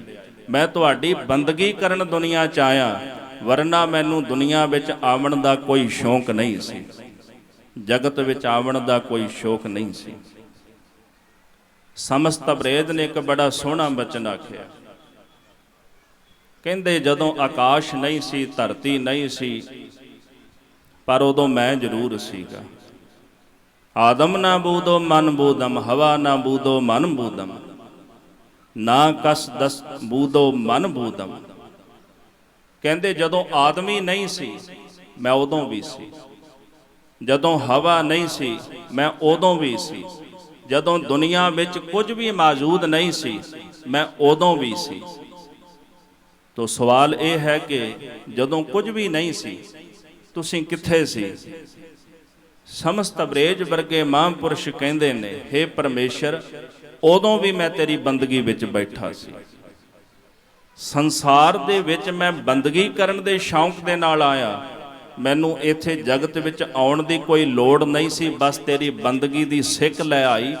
ਜਦੋਂ ਦੁਨੀਆ ਵਿੱਚ ਕੁਝ ਵੀ ਨਹੀਂ ਸੀ ਉਦੋਂ ਮੈਂ ਸੀ, ਉਦੋਂ ਵੀ ਤੇਰੀ ਬੰਦਗੀ ਕਰਦਾ ਸੀ, ਪਰ ਸਰੀਰ ਲੈ ਕੇ ਜਦੋਂ ਦੁਨੀਆ ਦੇ ਵਿੱਚ ਆਇਆ ਮੈਂ ਉਦੋਂ ਵੀ ਤੇਰੀ ਬੰਦਗੀ ਕਰ ਰਿਹਾ। ਤੇ ਜਿਨ੍ਹਾਂ ਨੇ ਬੰਦਗੀ ਕੀਤੀ ਹੈ ਸੰਸਾਰ ਦੇ ਅੰਦਰ ਆ ਕੇ, ਉਹ ਜਨਮ ਤੇ ਮਰਨ ਵਿੱਚ ਨਹੀਂ ਹੁੰਦੇ, ਬਸ ਬੰਦਗੀ ਦਾ ਸ਼ੌਂਕ ਲੈ ਕੇ ਸੰਸਾਰ ਦੇ ਵਿੱਚ ਆਉਂਦੇ ਨੇ। ਤੇ ਜਿਨ੍ਹਾਂ ਦੇ ਕੋਲ ਕੁਝ ਦੇਣ ਦੀ ਤਾਕਤ ਹੋਵੇ ਉਹ ਸੰਸਾਰ ਨੂੰ ਕੁਝ ਵੰਡਦੇ ਨੇ। ਮਹਾਂਪੁਰਸ਼ ਬਾਬਾ ਹਰਭਜਨ ਦਾਸ ਜੀ ਆਪ ਜੀ ਵਿੱਚੋਂ ਬਹੁਤ ਸਾਰੀਆਂ ਸੰਗਤਾਂ ਨੇ, ਮਹਾਂਪੁਰਸ਼ ਬਾਬਾ ਜੀ ਬੈਠੇ ਨੇ, ਸੰਤ ਬਾਬਾ ਅਰਜਨ ਸਿੰਘ ਜੀ, ਇਹਨਾਂ ਨੇ ਬੜੀ ਮਹਾਨ ਸੇਵਾ ਉਹਨਾਂ ਮਹਾਂਪੁਰਸ਼ਾਂ ਦੀ ਕੀਤੀ ਹੈ। ਇਹਨਾਂ ਦੀ ਰਸਨਾ ਤੋਂ, ਬਹੁਤ ਸਾਰੇ ਹੋਰ ਗੁਰਮੁਖਾਂ ਦੀ ਰਸਨਾ ਤੋਂ ਮੈਂ ਮਹਾਂਪੁਰਸ਼ਾਂ ਦਾ ਜੀਵਨ ਸੁਣਿਆ। ਸੰਤ ਬਾਬਾ ਹਰਭਜਨ ਦਾਸ ਜੀ ਦਾ ਉੱਚ ਕੋਟੀ ਦੇ ਮਹਾਂਪੁਰਸ਼ ਸਨ, ਜਿਨ੍ਹਾਂ ਨੇ ਜਗਤ ਦੇ ਅੰਦਰ ਜੀਵਾਂ ਦਾ ਉਧਾਰ ਕਰਨ ਵਾਸਤੇ ਜਗਤ ਨੂੰ ਕੁਝ ਵੰਡਿਆ। ਤੁਸੀਂ ਉਹਨਾਂ ਦੀ ਸੰਗਤ ਕੀਤੀ ਹੈ, ਭਲੀ ਭਾਂਤ ਜਾਣਦੇ ਹੋ ਕਿ ਉਹਨਾਂ ਦਾ ਜੀਵਨ ਕੈਸਾ ਸੀ। ਮਹਾਂਪੁਰਸ਼ਾਂ ਦਾ ਜਿਹਦੇ ਕੋਲ ਦੇਣ ਦੀ ਤਾਕਤ ਹੋਵੇ ਉਹੀ ਦੇਏਗਾ ਨਾ। ਜਿਹੜਾ ਕੁਝ ਆਪ ਮਨੁੱਖ ਦੇ ਪਾਸ ਹੋਵੇ ਉਹੀ ਕੁਝ ਮਨੁੱਖ ਦੇ ਸਕਦਾ, ਜਿਹਦੇ ਕੋਲ ਆਪਣੇ ਕੋਲ ਕੁਝ ਨਹੀਂ ਉਹ ਜਗਤ ਨੂੰ ਕੀ ਵੰਡੇਗਾ। ਸੰਸਾਰ ਉਹਨਾਂ ਨੂੰ ਵੀ ਯਾਦ ਰੱਖਦਾ ਜੋ ਸੰਸਾਰ ਨੂੰ ਕੁਝ ਵੰਡਦੇ ਨੇ, ਜਿਹੜੇ ਸੰਸਾਰ ਕੋਲੋਂ ਕੁਝ ਖੋਹਦੇ ਨੇ ਸੰਸਾਰ ਉਹਨਾਂ ਨੂੰ ਵੀ ਯਾਦ ਰੱਖਦਾ। ਔਰੰਗਜ਼ੇਬ ਵਰਗਿਆਂ ਨੇ ਖੋਇਆ ਜਗਤ ਅੰਦਰੋਂ, ਹਿਟਲਰ ਵਰਗੇ ਆਏ, ਚੰਗੇਜ਼ ਖਾਂ ਵਰਗੇ, ਹਲਾਕੂ ਵਰਗੇ ਆਏ, ਉਹਨਾਂ ਨੇ ਸੰਸਾਰ ਤੋਂ ਖੋਇਆ। ਕਿਸੇ ਨੇ 2 ਕਰੋੜ, ਕਿਸੇ ਨੇ 2.5 ਕਰੋੜ ਬੰਦੇ ਦਾ ਕਤਲੇਆਮ ਸੰਸਾਰ ਵਿੱਚ ਕੀਤਾ। ਔਰੰਗਜ਼ੇਬ ਵਰਗੇ ਨੇ 350 ਤੋਂ ਜ਼ਿਆਦਾ ਮਹਾਂਪੁਰਸ਼ਾਂ ਦਾ ਕਤਲ ਕੀਤਾ। ਜਗਤ ਔਰੰਗਜ਼ੇਬ ਨੂੰ ਵੀ ਨਹੀਂ ਭੁਲਾਏਗਾ, ਪਰ ਜਗਤ ਸਾਹਿਬਜ਼ਾਦਿਆਂ ਨੂੰ ਵੀ ਨਹੀਂ ਭੁਲਾਏਗਾ, ਜਿਨ੍ਹਾਂ ਨੇ ਸੰਸਾਰ ਨੂੰ ਕੁਰਬਾਨੀ ਦਿੱਤੀ ਹੈ, ਕੌਮ ਦੀ ਖਾਤਰ ਆਪਣਾ ਆਪ ਵਾਰਿਆ। ਜਗਤ ਉਹਨੂੰ ਭੁਲਾ ਨਹੀਂ ਸਕਦਾ, ਪਰ ਜਗਤ ਔਰੰਗਜ਼ੇਬ ਨੂੰ ਵੀ ਨਹੀਂ ਭੁਲਾ ਸਕਦਾ। ਬਾਬਾ ਮੋਤੀ ਮਹਿਰਾ ਨੇ ਸਾਹਿਬਜ਼ਾਦਿਆਂ ਨੂੰ ਦੁੱਧ ਛਕਾਇਆ, ਅਸੀਂ ਅੱਜ ਤਾਈਂ ਉਹਨਾਂ ਨੂੰ ਨਹੀਂ ਭੁਲਾਇਆ। ਸਾਡੇ ਹਿਰਦਿਆਂ ਵਿੱਚ ਅੱਜ ਵੀ ਉਹ ਜੀਵਦੇ ਨੇ। ਕਦੇ ਉਹਨਾਂ ਦਾ ਜੀਵਨ ਪੜ੍ਹਿਓ। ਜਦੋਂ ਸੂਬਾ ਸਰਹੰਦ ਵਜ਼ੀਰ ਖਾਂ ਨੂੰ ਪਤਾ ਲੱਗਿਆ ਕਿ ਬਾਬਾ ਮੋਤੀ ਮਹਿਰਾ ਨੇ ਸਾਹਿਬਜ਼ਾਦਿਆਂ ਨੂੰ ਲੰਗਰ ਛਕਾਇਆ, ਦੁੱਧ ਛਕਾਇਆ, ਉਹਨੂੰ ਇੰਨਾ ਕ੍ਰੋਧ ਆਇਆ, ਆਖਦਾ ਹੈ ਕਿ ਜਿਹੜਾ ਲਹੂ ਹੈ ਨਾ, ਮੈਂ ਤੁਹਾਡਾ ਨਿਚੋੜ ਕੇ ਇੱਕ ਇੱਕ ਦੁੱਧ ਦਾ ਕਤਰਾ ਤੁਹਾਡੇ ਲਹੂ ਦੇ ਵਿੱਚੋਂ ਨਿਚੋੜਨਾ ਹੈ। ਬਾਬੇ ਮੋਤੀ ਮਹਿਰੇ ਦਾ ਜਿਹੜਾ ਜਿੰਨਾ ਵੀ ਪਰਿਵਾਰ ਸੀ, ਸਣੇ ਪਰਿਵਾਰ, ਉਹਨਾਂ ਨੂੰ ਕੋਲੂ ਚ ਪੀੜ ਕੇ ਉਹਦਾ ਲਹੂ ਨਿਚੋੜ ਲਿਆ ਵਜ਼ੀਰ ਖਾਨ ਨੇ। ਜਗਤ ਦੇ ਅੰਦਰ ਅਸੀਂ ਉਹਨਾਂ ਨੂੰ ਵੀ ਨਹੀਂ ਭੁਲਾ ਸਕਦੇ। ਜਿਹਨੇ ਜਗਤ ਕੋਲੋਂ ਖੋਇਆ ਵਜ਼ੀਰ ਖਾਨ ਵਰਗੇ ਭੁਲਾਇਆ, ਉਹਨਾਂ ਨੂੰ ਵੀ ਜਾ ਨਹੀਂ ਸਕਦਾ। ਇਸ ਵਾਸਤੇ ਮਹਾਂਪੁਰਸ਼ ਜਗਤ ਨੂੰ ਵੰਡਣ ਕੁਝ ਆਉਂਦੇ ਨੇ। ਭਾਈ ਸਾਹਿਬ ਜੀ ਬੜਾ ਸੁੰਦਰ ਸ਼ਬਦ ਪੜ੍ਹ ਰਹੇ ਸਨ, ਭਿੰਨੀ ਰਹਿ ਨੜੀਏ ਚਾਮਕਨ ਤਾਰੇ, ਜਗ ਹੈ ਸੰਤ ਜਨਾ ਮੇਰੇ RAM ਪਿਆਰੇ। RAM ਪਿਆਰੇ ਸਦਾ ਜਾਗੈ, ਉਹ ਸਦਾ ਹੀ ਜਾਗਦੇ ਨੇ ਪ੍ਰਭੂ ਦੇ ਪਿਆਰੇ। ਜਾਗਣਾ ਕੀ ਹੈ, ਇਹਨੂੰ ਥੋੜ੍ਹਾ ਜਿਹਾ ਬੜੇ ਧਿਆਨ ਦੇ ਨਾਲ ਸੁਣਨਾ। ਜਾਗਣਾ ਤੇ ਸੌਣਾ ਇਹ ਸਾਡੀ ਇੱਕ ਅਵਸਥਾ ਹੁੰਦੀ ਸਰੀਰ ਦੀ। ਇਹਨੂੰ ਸੁਪਨ, ਸ਼ਖੋਪਤ ਤੇ ਜਾਗਰਤ ਤਿੰਨ ਤਰ੍ਹਾਂ ਦੀ ਅਵਸਥਾ ਕਹਿੰਦੇ ਨੇ। ਬੜਾ ਸੌਖਾ ਜਿਹਾ ਵਿਸ਼ਾ, ਥੋੜਾ ਧਿਆਨ ਦਿਓਗੇ ਤੇ ਸਾਨੂੰ ਪਤਾ ਵੀ ਲੱਗੇਗਾ। ਇਹ ਸਾਡੀ ਜਾਗਰਤ ਅਵਸਥਾ ਹੈ, ਜਦੋਂ ਸਾਡਾ ਸਰੀਰ ਜਾਗਦਾ ਹੁੰਦਾ। ਸਰੀਰ ਦੀਆਂ 42 ਸ਼ਕਤੀਆਂ ਕੰਮ ਕਰਦੀਆਂ ਨੇ ਜਦੋਂ ਅਸੀਂ ਜਾਗਦੇ ਹੁੰਦੇ ਹਾਂ। ਦੂਜੀ ਅਵਸਥਾ ਹੁੰਦੀ ਸੁਪਨ, ਜਦੋਂ ਸੌਂਦੇ ਹਾਂ ਤੇ ਸੁਪਨਾ ਆਉਂਦਾ, ਉਦੋਂ ਸਾਡੇ ਸਰੀਰ ਦੇ ਇੰਦਰੇ ਕੰਮ ਨਹੀਂ ਕਰਦੇ ਪਰ ਮਨ ਜਾਗਦਾ ਹੁੰਦਾ ਸਾਡਾ। ਸਾਨੂੰ ਸਭ ਕੁਝ ਪਤਾ ਹੁੰਦਾ ਵੀ ਕੀ ਕੁਝ ਅਸੀਂ ਸੁਪਨੇ ਵਿੱਚ ਵੇਖਿਆ, ਸਾਡੇ ਮਨ ਦੇ ਅੰਦਰ ਉਹ ਸਿਮਰਤੀ ਹੁੰਦੀ ਹੈ। ਤੀਜੀ ਅਵਸਥਾ ਹੁੰਦੀ ਸ਼ਖੋਪਤ, ਡੂੰਘੀ ਨੀਂਦ, ਗਹਿਰੀ ਨੀਂਦ ਵਿੱਚ ਜਾ ਕੇ ਸੌਣਾ। ਉਦੋਂ ਸਾਨੂੰ ਕੁਝ ਨਹੀਂ ਪਤਾ ਲੱਗਦਾ ਵੀ ਅਸੀਂ ਸੁੱਤੇ ਹੋਏ ਹਾਂ। ਪਰ ਜਦੋਂ ਅਸੀਂ ਜਾਗਦੇ ਹਾਂ ਨਾ, ਇੱਕ ਸ਼ਬਦ ਸਾਡੇ ਮੁਖ ਵਿੱਚੋਂ ਨਿਕਲਦਾ ਵੀ ਮੈਂ ਬੜੀ ਗੂੜੀ ਨੀਂਦ ਵਿੱਚ ਸੁੱਤਾ ਹੋਇਆ ਸੀ। ਤਾਂ ਫਿਰ ਇੱਕ ਸਵਾਲ ਹੈ, ਜਦੋਂ ਮੈਂ ਸੁੱਤਾ ਹੀ ਸੀ ਤੇ ਮੈਨੂੰ ਕਿਵੇਂ ਪਤਾ ਵੀ ਮੈਂ ਗੂੜੀ ਨੀਂਦ ਵਿੱਚ ਸੁੱਤਾ ਸੀ? ਇਸ ਸਵਾਲ ਦਾ ਜਵਾਬ ਆਪਣੇ ਮਨ ਤੋਂ ਪੁੱਛੋ ਨਾ। ਮੈਂ ਜਾਗਦਾ, ਮੈਨੂੰ ਪਤਾ ਮੈਂ ਜਾਗਦਾ। ਮੈਂ ਸੁਪਨਾ ਵੇਖ ਰਿਹਾ ਸੀ, ਮੈਨੂੰ ਪਤਾ ਮੈਂ ਸੁਪਨਾ ਵੇਖ ਰਿਹਾ। ਪਰ ਜਦੋਂ ਮੈਂ ਗੂੜੀ ਨੀਂਦ ਵਿੱਚ ਸੁੱਤਾ ਸੀ, ਮੈਨੂੰ ਕੀ ਪਤਾ ਵੀ ਮੈਂ ਸੁੱਤਾ ਸੀ? ਤੇ ਮੈਂ ਉੱਠ ਕੇ ਕਹਿਣਾ ਵੀ ਅੱਜ ਮੈਨੂੰ ਬੜੀ ਗੂੜੀ ਨੀਂਦ ਆਈ। ਤੇ ਆਪਣੇ ਮਨ ਨੂੰ ਸਵਾਲ ਪੁੱਛੋ, ਤੈਨੂੰ ਕਿਹਨੇ ਦੱਸਿਆ ਵੀ ਤੂੰ ਗੂੜੀ ਨੀਂਦ ਵਿੱਚ ਸੁੱਤਾ ਸੀ? ਜਦੋਂ ਤੂੰ ਸੁੱਤਾ ਹੀ ਸੀ ਤੈਨੂੰ ਕੁਛ ਨਹੀਂ ਪਤਾ ਤੇਰੇ ਕੋਲ ਕੌਣ ਬੈਠਾ ਹੈ, ਤੈਨੂੰ ਕੋਈ ਆਵਾਜ਼ ਮਾਰ ਰਿਹਾ, ਤੈਨੂੰ ਬੁਲਾ ਰਿਹਾ, ਤੇਰੇ ਕੋਲੋਂ ਕੋਈ ਲੰਘ ਰਿਹਾ, ਕੋਈ ਬੈਠਾ, ਕੋਈ ਆ ਰਿਹਾ, ਕੋਈ ਜਾ ਰਿਹਾ। ਜਦੋਂ ਤੈਨੂੰ ਦੁਨੀਆਦਾਰੀ ਦਾ ਪਤਾ ਹੀ ਨਹੀਂ, ਕਹਿੰਦੇ ਸੁੱਤਾ ਮੁਰਦੇ ਦੇ ਸਮਾਨ ਹੁੰਦਾ ਹੈ, ਤੇ ਫਿਰ ਤੈਨੂੰ ਕਿਵੇਂ ਪਤਾ ਲੱਗ ਗਿਆ ਵੀ ਮੈਂ ਗੂੜੀ ਨੀਂਦ 'ਚ ਸੁੱਤਾ ਸੀ? ਕਹਿੰਦੇ ਇੱਕ ਚੀਜ਼ ਜਾਗਦੀ ਹੁੰਦੀ ਹੈ ਜਿਹਨੂੰ ਆਤਮਾ ਕਹਿੰਦੇ ਨੇ। ਆਤਮਾ ਨੂੰ ਪਤਾ ਹੈ ਵੀ ਮੈਂ ਸੁੱਤਾ ਸੀ। ਆਤਮਾ ਜਾਣਦੀ ਆ ਵੀ ਸਰੀਰ ਸੁੱਤਾ ਹੋਇਆ ਸੀ, ਕਿਉਂਕਿ ਆਤਮਾ ਹਮੇਸ਼ਾ ਜਾਗਦੀ ਹੈ। ਉਹ ਕਦੇ ਸੌਂਦੀ ਨਹੀਂ, ਕਦੇ ਜਨਮਦੀ ਨਹੀਂ, ਕਦੇ ਮਰਦੀ ਨਹੀਂ। ਉਹਨੂੰ ਪਤਾ ਸੀ। ਪਰਮੇਸ਼ਰ ਦੇ ਜਿਹੜੇ ਪਿਆਰੇ ਹਨ ਉਹ ਜਾਗਰਤ ਅਵਸਥਾ ਵਿੱਚ ਜਾਗਦੇ ਨੇ। ਉਹ ਜਾਗਰਤ ਅਵਸਥਾ ਕਿਹੜੀ? ਗਿਆਨ ਦੀ ਅਵਸਥਾ। ਗਿਆਨ ਦੀ ਅਵਸਥਾ ਕਿਹੜੀ ਹੈ? ਜਦੋਂ ਸੁਰਤ ਜਾ ਕੇ ਪਰਮੇਸ਼ਰ ਦੇ ਚਰਨਾਂ ਵਿੱਚ ਜੁੜਦੀ ਹੈ ਨਾ, ਉਦੋਂ ਬ੍ਰਹਮ ਦਾ ਗਿਆਨ ਪ੍ਰਾਪਤ ਹੁੰਦਾ ਹੈ। ਜਦੋਂ ਬ੍ਰਹਮ ਦਾ ਗਿਆਨ ਪ੍ਰਾਪਤ ਹੋਵੇ ਉਦੋਂ ਅਗਿਆਨਤਾ ਨਹੀਂ ਰਹਿੰਦੀ, ਅਵਿਦਿਆ ਨਹੀਂ ਰਹਿੰਦੀ। ਜੈਸੇ ਸਰੀਰ ਦੀ ਸ਼ਖੋਪਤ ਅਵਸਥਾ ਹੁੰਦੀ ਹੈ, ਡੂੰਘੀ ਨੀਂਦ, ਇਸੇ ਪ੍ਰਕਾਰ ਜਿਹੜੀ ਅਗਿਆਨਤਾ ਹੈ ਇਹਨੂੰ ਸ਼ਖੋਪਤ ਅਵਸਥਾ ਕਿਹਾ ਜਾਂਦਾ, ਡੂੰਘੀ ਨੀਂਦ। ਅਸੀਂ ਇਸ ਅਗਿਆਨਤਾ ਦੀ ਡੂੰਘੀ ਨੀਂਦ ਦੇ ਵਿੱਚ ਸੁੱਤੇ ਹੋਏ ਹਾਂ, ਸਾਨੂੰ ਕੁਝ ਨਹੀਂ ਪਤਾ। ਗੁਰੂ ਅਮਰਦਾਸ ਮਹਾਰਾਜ ਦਾ ਬਚਨ ਰੋਜ਼ ਪੜ੍ਹਦੇ ਆ ਨਾ, ਤੇਹੀ ਗੁਣੀ ਸੰਸਾਰ ਭ੍ਰਮ ਸੁੱਤਾ, ਸੁੱਤਿਆ ਰੈਣ ਵਿਹਾਣੀ। ਜਿਹੜੇ ਤਿੰਨ ਗੁਣ ਹੁੰਦੇ ਨਾ, ਰਜੋ ਗੁਣ, ਤਮੋ ਗੁਣ ਤੇ ਸਤੋ ਗੁਣ, ਇਹ ਤਿੰਨ ਗੁਣਾਂ ਦੇ ਅੰਦਰ ਸਾਰਾ ਸੰਸਾਰ ਸੁੱਤਾ ਹੋਇਆ ਹੈ। ਤੇ ਸੁੱਤਿਆਂ ਅਸੀਂ ਜੀਵਨ ਦੀ ਰਾਤ ਬਤੀਤ ਕਰ ਦਿੱਤੀ, ਸਾਨੂੰ ਪਤਾ ਹੀ ਨਹੀਂ ਲੱਗਿਆ ਆਪਣੇ ਜੀਵਨ ਦੇ ਵਿੱਚ, ਕੁਛ ਨਹੀਂ ਜਾਣਿਆ। ਅਸੀਂ ਨਾ ਆਪਣੇ ਆਪ ਨੂੰ ਜਾਣਿਆ, ਨਾ ਆਪਣੀ ਆਤਮਾ ਨੂੰ ਜਾਣਿਆ, ਨਾ ਅਸੀਂ ਸੰਸਾਰ ਦੇ ਅੰਦਰ ਆਪਣੇ ਆਉਣ ਦਾ ਮਕਸਦ ਜਾਣਿਆ ਕਿ ਅਸੀਂ ਜਗਤ ਵਿੱਚ ਆਏ ਕਿਉਂ ਆ ਤੇ ਅਸੀਂ ਕਰ ਕੀ ਰਹੇ ਆ। ਅਸੀਂ ਕੁਝ ਨਹੀਂ ਜਾਣਿਆ। ਕਿਉਂ? ਅਸੀਂ ਸੁੱਤੇ ਪਏ ਸੀ, ਸਾਨੂੰ ਪਤਾ ਹੀ ਨਹੀਂ ਸਾਡੇ ਜੀਵਨ ਦਾ ਮਕਸਦ ਕੀ ਆ, ਅਸੀਂ ਕੀ ਕਰਨ ਵਾਸਤੇ ਆਏ ਆ। ਗੁਰਦੁਆਰੇ ਵੀ ਆਏ, ਅਸੀਂ ਮੱਥਾ ਟੇਕਿਆ। ਕਦੇ ਅਸੀਂ ਗੁਰੂ ਗ੍ਰੰਥ ਸਾਹਿਬ ਮਹਾਰਾਜ ਨੂੰ ਪੁੱਛਿਆ ਹੈ ਕਿ ਸਤਿਗੁਰੂ ਸਾਡੇ ਜੀਵਨ ਦਾ ਮਕਸਦ ਕੀ ਹੈ? ਅਸੀਂ ਮਹਾਂਪੁਰਸ਼ਾਂ ਦੀ ਸੰਗਤ ਵੀ ਕਰਦੇ ਰਹੇ ਤੇ ਦੁਨਿਆਵੀ ਗੱਲਾਂ ਲੈ ਕੇ ਬਹਿ ਗਏ, ਜੀ ਮੇਰਾ ਪਰਿਵਾਰ ਦੁਖੀ, ਮੇਰਾ ਸੰਸਾਰ ਦੁਖੀ, ਮੇਰਾ ਸਰੀਰ ਦੁਖੀ। ਕਦੀ ਮਹਾਂਪੁਰਸ਼ਾਂ ਨੂੰ ਇਹ ਵੀ ਪੁੱਛਿਆ ਵੀ ਕਿਰਪਾ ਕਰਕੇ ਦੱਸ ਦਿਓ ਵੀ ਮੇਰਾ ਸੰਸਾਰ ਵਿੱਚ ਆਉਣ ਦਾ ਮਕਸਦ ਕੀ ਹੈ? ਕਦੇ ਪੁੱਛਿਆ? ਕਿਉਂਕਿ ਸਾਨੂੰ ਮਕਸਦ ਪਤਾ ਹੀ ਨਹੀਂ। ਅਸੀਂ ਸੁੱਤੇ ਹੋਏ ਹਾਂ ਅਗਿਆਨਤਾ ਦੇ ਵਿੱਚ, ਹਨੇਰਾ ਹੀ ਹਨੇਰਾ ਸਾਡੇ ਜੀਵਨ ਵਿੱਚ, ਸਾਨੂੰ ਕੁਝ ਨਹੀਂ ਪਤਾ ਤੇ ਨਾ ਹੀ ਅਸੀਂ ਕੁਝ ਜਾਣਨ ਦਾ ਯਤਨ ਕੀਤਾ ਹੈ। ਬੰਦਾ ਜਾਗਦਾ ਪਤਾ ਕਦੋਂ ਹੈ? ਜਦੋਂ ਚੋਟ ਲੱਗਦੀ ਹੈ, ਉਦੋਂ ਜਾਗਦਾ। ਉਹ ਚੋਟ ਦੋ ਤਰ੍ਹਾਂ ਦੀ ਹੁੰਦੀ ਹੈ। ਮਨੁੱਖ ਜਿੰਨਾ ਜ਼ਿਆਦਾ ਗਹਿਰੀ ਨੀਂਦ ਵਿੱਚ ਸੁੱਤਾ ਹੁੰਦਾ, ਚੋਟ ਓਨੀ ਭਾਰੀ ਹੁੰਦੀ ਹੈ। ਜਾਂ ਤਾਂ ਗੁਰੂ ਦੇ ਸ਼ਬਦ ਦੀ ਚੋਟ ਨਾਲ ਜਾਗਦਾ ਹੈ, ਜਾਂ ਦੁੱਖ ਦੀ ਚੋਟ ਦੇ ਨਾਲ ਜਾਗਦਾ ਹੈ। ਜਦੋਂ ਗੁਰੂ ਦੇ ਸ਼ਬਦ ਦੀ ਚੋਟ ਵੱਜਦੀ ਹੈ ਨਾ ਅੰਦਰ, ਸ਼ਬਦ ਅਭਿਆਸੀ ਜਿਹੜੇ ਹੁੰਦੇ ਰੋਜ਼ ਵਾਹਿਗੁਰੂ ਵਾਹਿਗੁਰੂ ਵਾਹਿਗੁਰੂ ਜਪਦੇ ਨੇ, ਬਾਣੀ ਦਾ ਅਭਿਆਸ ਕਰਦੇ ਨੇ, ਬਾਣੀ ਦੀ ਚੋਟ ਦੇ ਨਾਲ ਉਹਨਾਂ ਦੀ ਅਗਿਆਨਤਾ ਮਿਟ ਜਾਂਦੀ ਹੈ। ਜੈਸੇ ਹਨੇਰਾ ਹੋਵੇ, ਆਪਾਂ ਦੀਵਾ ਬਾਲਦੇ ਹਾਂ ਤੇ ਚਾਨਣਾ ਹੋ ਜਾਂਦਾ ਹੈ। ਸਾਡੇ ਅੰਦਰ ਵੀ ਹਨੇਰਾ ਹੈ, ਉਹ ਅਗਿਆਨਤਾ ਦਾ ਹਨੇਰਾ ਹੈ।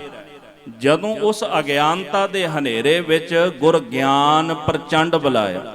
ਚਲੋ ਇੱਕ ਬਚਨ ਤੁਸੀਂ ਰੋਜ਼ ਪੜ੍ਹਦੇ ਹੋ ਗੁਰੂ ਅਰਜਨ ਦੇਵ ਮਹਾਰਾਜ ਦਾ, ਉਹ ਵਿਆਖਿਆ ਸਾਨੂੰ ਸੌਖੀ ਸਮਝ ਆ ਜਾਏਗੀ। ਗਿਆਨ ਅੰਜਨ ਗੁਰ ਦੀਆ, ਅਗਿਆਨ ਅੰਧੇਰ ਵਿਨਾਸ਼, ਹਰ ਕਿਰਪਾ ਤੇ ਸੰਤ ਭੇਟਿਆ, ਨਾਨਕ ਮਨ ਪ੍ਰਗਾਸ। ਕਹਿੰਦੇ ਜੀ ਸੰਤ ਸੰਗ ਅੰਤਰ ਪ੍ਰਭ ਡੀਠਾ, ਨਾਮ ਪ੍ਰਭੂ ਕਾ ਲਾਗਾ ਮੀਠਾ। ਜਦੋਂ ਗਿਆਨ ਦਾ ਸੁਰਮਾ, ਸੁਰਮਾ ਤਾਂ ਸਾਰਿਆਂ ਨੂੰ ਪਤਾ ਨਾ, ਸਾਨੂੰ ਅੱਖਾਂ 'ਚ ਪਾਈਦਾ। ਆ ਸਾਡੇ ਦੋ ਨੇਤਰ ਨੇ, ਦੋ ਅੱਖਾਂ ਨੇ ਸਾਡੀਆਂ, ਦੋ ਅੱਖਾਂ ਸਾਡੇ ਅੰਦਰ ਵੀ ਨੇ, ਦੋ ਬਾਹਰ ਦੀਆਂ, ਦੋ ਅੰਦਰ ਦੀਆਂ। ਅੰਦਰ ਦੀਆਂ ਅੱਖਾਂ ਕਿਹੜੀਆਂ? ਇੱਕ ਅੱਖ ਹੈ ਮਨ, ਦੂਜੀ ਅੱਖ ਹੈ ਜੀ ਬੁੱਧੀ। ਇਹ ਦੋ ਅੱਖਾਂ ਨੇ ਸਾਡੀਆਂ। ਜਦੋਂ ਕੋਈ ਗੁਰੂ ਦੇ ਚਰਨਾਂ ਦੇ ਵਿੱਚ ਆ ਕੇ ਬਹਿ ਗਿਆ ਤੇ ਉਹਨੇ ਝੋਲੀ ਅੱਡ ਲਈ ਮਹਾਰਾਜ ਦੇ ਚਰਨਾਂ ਵਿੱਚ, ਸਤਿਗੁਰੂ ਇਹਦੇ ਵਿੱਚ ਦਾਤ ਪਾ ਦਿਓ। ਅਰਦਾਸ ਕਰਦਾ ਦੇਹੋ ਨਾਮ ਸੰਤੋਖੀਆ, ਉਤਰੈ ਮਨ ਕੀ ਭੁੱਖ।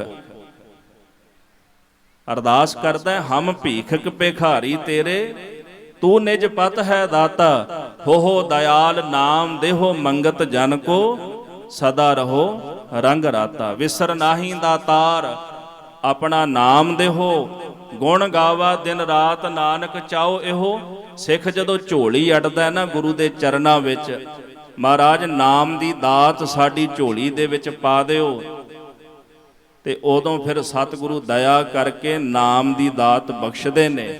ਤੇ ਗਿਆਨ ਦਾ ਜਿਹੜਾ ਸੁਰਮਾ ਹੁੰਦਾ ਨਾ, ਮਨ ਤੇ ਬੁੱਧੀ ਦੇ ਨੇਤਰਾਂ ਵਿੱਚ ਪਾ ਦਿੰਦੇ ਨੇ।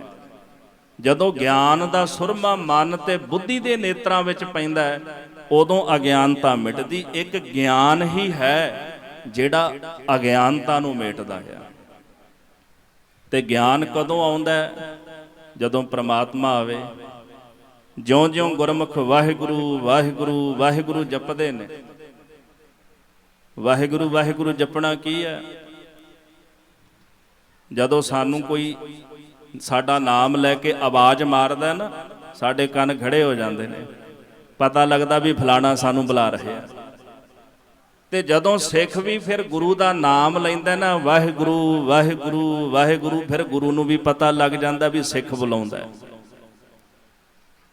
ਤੇ ਜੇ ਸਾਨੂੰ ਕੋਈ ਆਵਾਜ਼ ਮਾਰ ਕੇ ਬੁਲਾਏ ਤੇ ਅਸੀਂ ਜਾਂਦੇ ਆ ਨਾ ਵੀ ਫਲਾਣਾ ਸਿੰਘ ਮੈਨੂੰ ਬੁਲਾਉਂਦਾ ਮੇਰਾ ਨਾਮ ਲੈ ਕੇ। ਤੇ ਜਦੋਂ ਕੋਈ ਗੁਰੂ ਦੇ ਚਰਨਾਂ ਵਿੱਚ ਬਹਿ ਕੇ ਗੁਰੂ ਨੂੰ ਬੁਲਾਉਂਦਾ ਤੇ ਕੀ ਗੁਰੂ ਆਵੇਗਾ ਨਹੀਂ?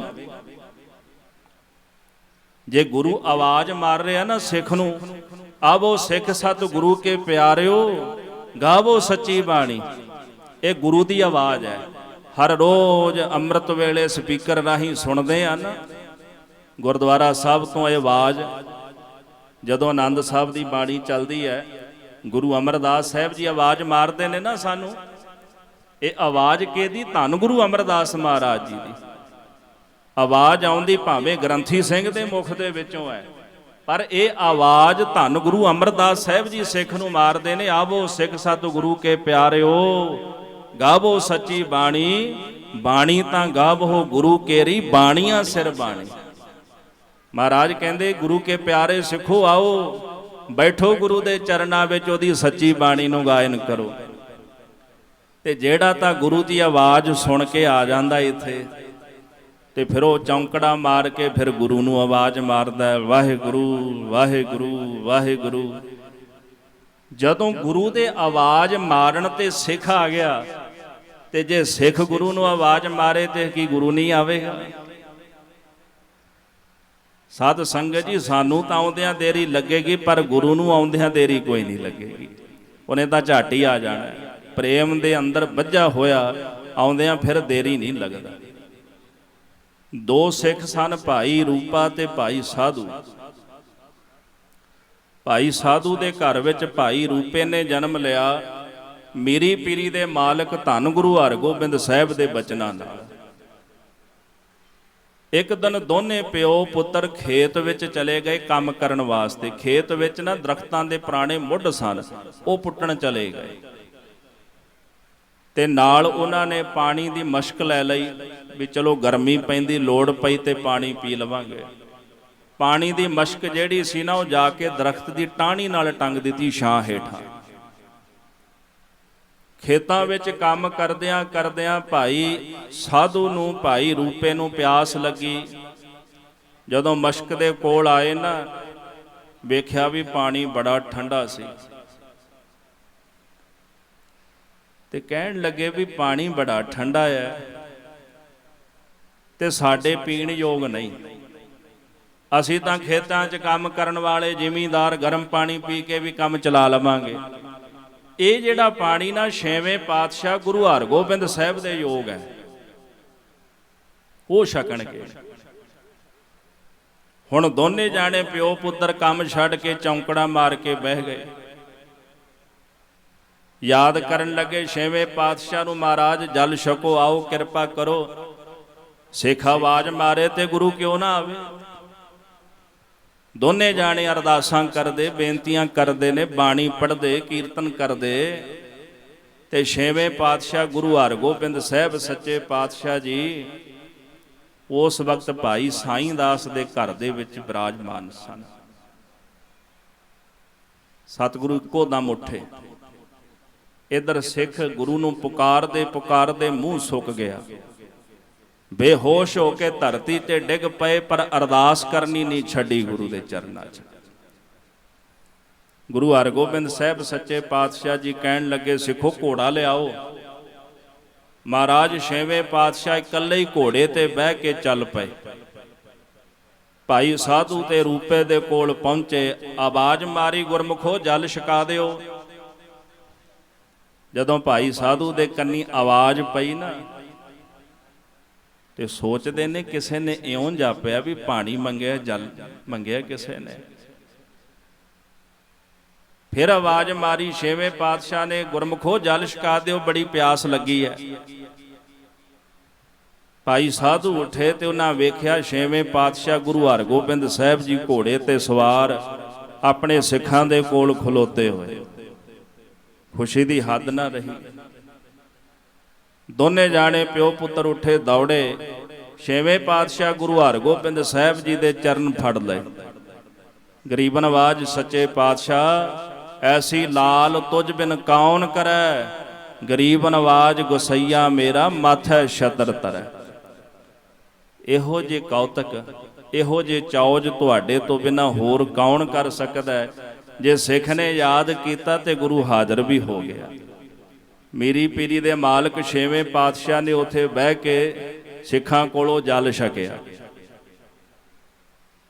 ਮਾਤਾ ਭਾਗ ਭਰੀ ਦਾ ਜ਼ਿਕਰ ਤੁਸੀਂ ਸੁਣਿਆ ਹੋਵੇਗਾ, ਮੈਂ ਛੋਟੀ ਜਿਹੀ ਉਦਾਹਰਣ ਹੀ ਦੇਣੀ ਹੈ, ਸਾਖੀ ਬੜੀ ਲੰਬੀ ਹੈ ਮਾਤਾ ਭਾਗ ਭਰੀ ਦੀ। ਕਸ਼ਮੀਰ ਵਿੱਚ ਭਾਈ ਸੇਵਾ ਜੀ, ਉਹਨਾਂ ਦੇ ਮਾਤਾ ਸੰਤ ਇੱਕ ਬਸਤਰ ਬੁਣ ਕੇ ਰੱਖਿਆ। ਉਹ ਰੋਜ਼ ਹੀ ਚੇਤੇ ਕਰਿਆ ਕਰਨ, ਮਹਾਰਾਜ ਇਹ ਚੋਲਾ ਤੁਹਾਨੂੰ ਪਹਿਨਾਉਣਾ। ਤੇ ਇੱਕ ਦਿਨ ਭਾਈ ਸੇਵਾ ਦਾਸ ਕਹਿਣ ਲੱਗੇ, ਮਾਈ ਤੈਨੂੰ ਕੀ ਹੋ ਗਿਆ? ਦੀਨ ਦੁਨੀਆ ਦੇ ਪਾਤਸ਼ਾਹ, ਤਖਤਾਂ ਦੇ ਮਾਲਕ ਗੁਰੂ ਹਰਗੋਬਿੰਦ ਸਾਹਿਬ ਇੱਕ ਤੇਰਾ ਬਸਤਰ ਪਹਿਨਣ ਲਈ ਇੰਨੀ ਦੂਰ ਆਉਣਗੇ? ਪਰ ਮਾਤਾ ਭਾਗ ਭਰੀ ਕਹਿੰਦੀ, ਨਹੀਂ, ਮੈਨੂੰ ਨਿਸ਼ਚਾ ਹੈ ਕਿ ਮੈਂ ਜਿਸ ਗੁਰੂ ਨੂੰ ਯਾਦ ਕਰਦੀ ਆ ਨਾ, ਰੋਜ਼ ਆਵਾਜ਼ ਮਾਰਦੀ, ਉਹਨੇ ਆਉਣਾ ਜ਼ਰੂਰ ਹੈ। ਤੇ ਭਾਈ ਸੇਵਾ ਦਾਸ ਕਹਿੰਦੇ, ਮਾਤਾ ਤੂੰ ਐਵੇਂ ਕਮਲੀ ਹੋ ਗਈ, ਕਮਲੀਆਂ ਗੱਲਾਂ ਕਰਨੀਆਂ, ਇੰਨੀ ਦੂਰ ਆਉਣਗੇ ਤੇਰਾ ਬਸਤਰ ਪਾਉਣ ਵਾਸਤੇ। ਤੇ ਛੇਵੇਂ ਪਾਤਸ਼ਾਹ ਗੁਰੂ ਹਰਗੋਬਿੰਦ ਸਾਹਿਬ ਜੀ ਕਸ਼ਮੀਰ ਗਏ। ਕਿਉਂ ਗਏ? ਕੇਵਲ ਮਾਤਾ ਭਾਗ ਭਰੀ ਦੀ ਪੁਕਾਰ ਸੁਣ ਕੇ ਗਏ ਗੁਰੂ ਹਰਗੋਬਿੰਦ ਸਾਹਿਬ ਜੀ। ਕਿੱਥੇ ਅੰਮ੍ਰਿਤਸਰ ਸਾਹਿਬ ਤੇ ਕਿੱਥੇ ਕਸ਼ਮੀਰ। ਤੇ ਜਾ ਕੇ ਮਾਤਾ ਭਾਗ ਭਰੀ ਦਾ ਬਸਤਰ ਗ੍ਰਹਿਣ ਕੀਤਾ ਛੇਵੇਂ ਪਾਤਸ਼ਾਹ ਨੇ। ਆਖਿਆ, ਮਾਤਾ ਤੂੰ ਵਾਕਿਆ ਹੀ ਭਾਗਾਂ ਭਰੀ ਹੈ। ਜਿਨੇ ਆਪਣੇ ਹਿਰਦੇ ਅੰਦਰ ਗੁਰੂ ਦਾ ਇੰਨਾ ਪ੍ਰੇਮ ਧਾਰਨ ਕੀਤਾ ਹੈ। ਜਦੋਂ ਪ੍ਰੇਮ ਦੇ ਵਿੱਚ ਕੋਈ ਆਵਾਜ਼ ਮਾਰਦਾ ਤੇ ਅਸੀਂ ਦੌੜੇ ਜਾਂਦੇ ਹਾਂ। ਗੁਰੂ ਗ੍ਰੰਥ ਸਾਹਿਬ ਜੀ ਦੀ ਬਾਣੀ ਵਿੱਚ ਇੱਕ ਬੜੀ ਪਿਆਰੀ ਉਦਾਹਰਣ ਹੈ। ਮਹਾਰਾਜ ਜੀ ਕਹਿੰਦੇ ਜੈਸੇ ਗੋਪਾਲ ਹੁੰਦਾ ਨਾ, ਗੋਪਾਲ ਕਿਹਨੂੰ ਕਹਿੰਦੇ? ਜਿਹੜਾ ਗਾਵਾਂ ਆਦਿਕ ਚਾਰਦਾ, ਉਹਨੂੰ ਗੋਪਾਲਾ ਗਵਾਲਾ ਵੀ ਕਹਿ ਦਿੰਦੇ, ਗੋਪਾਲ ਵੀ ਕਹਿੰਦੇ ਨੇ। ਕਹਿੰਦੇ ਜਦੋਂ ਕਿਸੇ ਗਊ ਦਾ ਨਾਂ ਲੈ ਕੇ ਆਵਾਜ਼ ਮਾਰਦਾ ਨਾ ਤੇ ਗਊ ਦੌੜੀ ਜਾਂਦੀ ਹੈ। ਕਿਉਂ ਦੌੜਦੀ ਹੈ? ਵੀ ਮੇਰੇ ਮਾਲਕ ਨੇ ਮੈਨੂੰ ਆਵਾਜ਼ ਮਾਰੀ ਹੈ। ਪਸ਼ੂ ਜਿਹੜੇ ਹੁੰਦੇ ਨਾ ਆਪਣੇ ਮਾਲਕ ਦੀ ਆਵਾਜ਼ ਨੂੰ ਸਿਆਣਦੇ ਨੇ। ਜਦੋਂ ਗੁਰੂ ਸਿੱਖ ਨੂੰ ਆਵਾਜ਼ ਮਾਰੇ ਤੇ ਸਿੱਖ ਵੀ ਦੌੜਿਆ ਆਉਂਦਾ, ਗੁਰੂ ਨੇ ਮੈਨੂੰ ਬੁਲਾਇਆ। ਤੇ ਗੁਰੂ ਦੇ ਪਾਸ ਬਹਿ ਕੇ ਜਦੋਂ ਸਿੱਖ ਆਵਾਜ਼ ਮਾਰਦਾ ਵਾਹਿਗੁਰੂ ਵਾਹਿਗੁਰੂ ਵਾਹਿਗੁਰੂ, ਤੇ ਫਿਰ ਗੁਰੂ ਕਿਉਂ ਨਹੀਂ ਆਵੇਗਾ? ਜਦੋਂ ਆਵਾਜ਼ ਹੀ ਗੁਰੂ ਨੂੰ ਮਾਰ ਰਹੇ ਆ ਤੇ ਫਿਰ ਆਉਣਾ ਤਾਂ ਗੁਰੂ ਨੇ। ਮਹਾਂਪੁਰਸ਼ ਬਹਿ ਕੇ ਉਸ ਅਕਾਲ ਪੁਰਖ ਨੂੰ ਆਵਾਜ਼ਾਂ ਮਾਰਦੇ ਨੇ, ਅਰਦਾਸ ਕਰਦੇ ਨੇ, ਆਵੋ ਸਜਣਾ ਹਉ ਦੇਖਾਂ ਦਰਸ਼ਨ ਤੇਰਾ ਰਾਮ। ਹੇ ਅਕਾਲ ਪੁਰਖ ਆਓ, ਕਿਰਪਾ ਕਰੋ, ਮੈਨੂੰ ਦੀਦਾਰ ਬਖਸ਼ਿਸ਼ ਕਰੋ, ਮੈਂ ਤੁਹਾਡੇ ਦਰਸ਼ਨ ਕਰਨਾ ਚਾਹੁੰਦਾ। ਮੇਰਾ ਮਨ ਲੋਚੈ ਗੁਰ ਦਰਸ਼ਨ ਤਾਈ, ਬਿਲਪ ਕਰੇ ਚਾਤਰ ਕੀ ਨਿਆਈ। ਤ੍ਰਿਖ ਨਾ ਉਤਰੈ ਸ਼ਾਂਤ ਨਾ ਆਵੈ, ਬਿਨ ਦਰਸ਼ਨ ਸੰਤ ਪਿਆਰੇ ਜੀਓ। ਬੈਠੇ ਆਵਾਜ਼ਾਂ ਮਾਰਦੇ ਉਸ ਅਕਾਲ ਪੁਰਖ ਵਾਹਿਗੁਰੂ ਪਰਮੇਸ਼ਰ ਨੂੰ, ਤੇ ਫਿਰ ਉਹ ਮਾਲਕ ਹਿਰਦੇ ਦੇ ਘਰ ਦੇ ਵਿੱਚ ਪ੍ਰਗਟ ਹੁੰਦਾ। ਦਾਸ ਇਹ ਬੇਨਤੀ ਕਰਦਾ ਸੀ, ਗਿਆਨ ਕਦੋਂ ਜਨਮ ਲੈਂਦਾ? ਜਿਹੜਾ ਗਿਆਨ ਸਾਡੀ ਅਗਿਆਨਤਾ ਭੰਨ ਕੇ ਸਾਨੂੰ ਜਗਾਉਂਦਾ ਹੈ, ਉਹ ਗਿਆਨ ਜਨਮ ਉਦੋਂ ਲੈਂਦਾ ਜਦੋਂ ਹਿਰਦੇ ਦੇ ਘਰ ਦੇ ਵਿੱਚ ਅਕਾਲ ਪੁਰਖ ਆਉਂਦਾ ਹੈ। ਅਕਾਲ ਪੁਰਖ ਉਦੋਂ ਹੀ ਆਉਂਦਾ ਜਦੋਂ ਸਿੱਖ ਬੈਠਾ ਉਹਦੇ ਵਿੱਚ ਧਿਆਨ ਜੋੜ ਕੇ ਉਹਨੂੰ ਆਵਾਜ਼ਾਂ ਮਾਰਦਾ ਹੈ, ਆਵੋ ਮੀਤ ਪਿਆਰੇ। ਜਦੋਂ ਸਿੱਖ ਅਰਦਾਸ ਕਰਦਾ ਨਾ, ਹੇ ਮਿੱਤਰ ਪਿਆਰੇ ਅਕਾਲ ਪੁਰਖ ਦਇਆ ਕਰੋ, ਮੇਰੇ ਘਰ ਦੇ ਵਿੱਚ ਆਵੋ, ਤੇ ਪਰਮੇਸ਼ਰ ਜਦੋਂ ਘਰ ਵਿੱਚ ਆਉਂਦਾ ਨਾ, ਉਹਦੇ ਆਉਣ ਦੇ ਨਾਲ ਫਿਰ ਗਿਆਨ ਦਾ ਜਨਮ ਹੁੰਦਾ। ਉਹਨੂੰ ਬ੍ਰਹਮ ਗਿਆਨ ਕਹਿੰਦੇ ਨੇ। ਜਦੋਂ ਉਹ ਆਉਂਦਾ, ਇੱਕ ਛੋਟੀ ਜਿਹੀ ਉਦਾਹਰਣ ਹੈ, ਸੌਖੀ ਜੀ, ਤੁਹਾਨੂੰ ਸਮਝ ਆਵੇਗੀ। ਆਕਾਸ਼ ਦੇ ਵਿੱਚ ਚੜ੍ਹਿਆ ਹੋਇਆ ਸੂਰਜ, ਤੇ ਉਹਦੀਆਂ ਸਭ ਤੋਂ ਪਹਿਲਾਂ ਨਾ ਕਿਰਨਾਂ ਆਉਂਦੀਆਂ ਨੇ।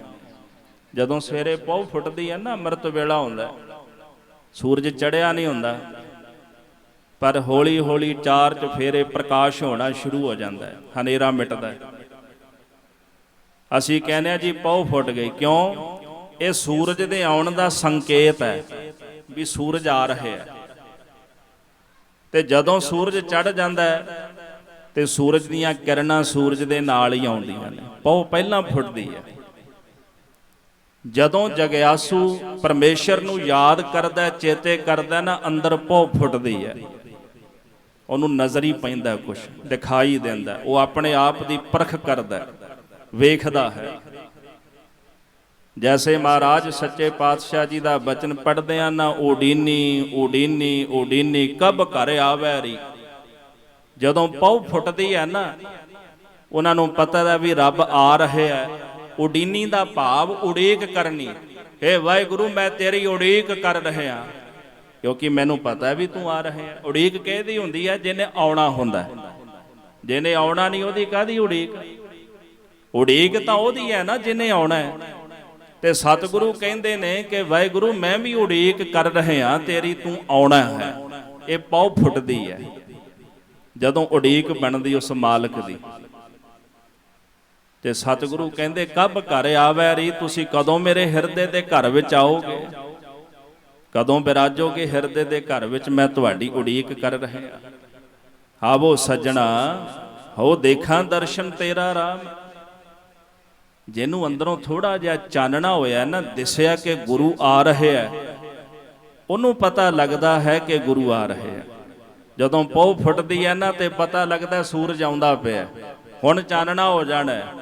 ਜਗਿਆਸੂ ਦੇ ਅੰਦਰ ਵੀ ਪਹੁ ਫੁੱਟਦੀ ਹੈ, ਉਹਨੂੰ ਪਤਾ ਲੱਗਦਾ ਵੀ ਰੱਬ ਆ ਰਿਹਾ ਹੈ, ਉਹਨੇ ਮੇਰੇ ਘਰ ਦੇ ਵਿੱਚ ਸੂਰਜ ਰੂਪ ਹੋ ਕੇ ਚੜ੍ਹ ਜਾਣਾ ਹੈ। ਤੇ ਫਿਰ ਉਹ ਬੈਠਾ ਉਹਨੂੰ ਆਵਾਜ਼ਾਂ ਮਾਰਦਾ, ਉਹਦੀ ਯਾਦ ਵਿੱਚ ਦਿਨ ਤੇ ਰਾਤ ਦਾ ਸਮਾਂ ਬਤੀਤ ਕਰਦਾ ਹੈ। ਭਾਈ ਤੇਜ ਭਾਨ ਜੀ, ਉਹਨਾਂ ਦੇ ਖੂਹ ਤੇ ਆ ਕੇ ਗੁਰੂ ਨਾਨਕ ਸਾਹਿਬ ਜੀ ਬੈਠੇ। ਜਨਮ ਅਸਥਾਨ ਸ੍ਰੀ ਨਨਕਾਣਾ ਸਾਹਿਬ। ਪਹਿਲਾਂ ਰਾਏ ਭੋਏ ਦੀ ਤਲਵੰਡੀ ਸੀ, ਪਿੰਡ ਦਾ ਨਾਮ ਤਲਵੰਡੀ ਸੀ। ਰਾਜਾ ਰਾਏ ਭੋਏ ਹੋਇਆ, ਜਿਹੜਾ ਰਾਜਾ ਰਾਏ ਬੁਲਾਰ ਦਾ ਪਿਤਾ ਸੀ, ਉਹਦੀ ਨਗਰੀ ਸੀ। ਇਸ ਕਰਕੇ ਉਹਨੂੰ ਰਾਏ ਭੋਏ ਦੀ ਤਲਵੰਡੀ ਕਹਿੰਦੇ ਸਨ।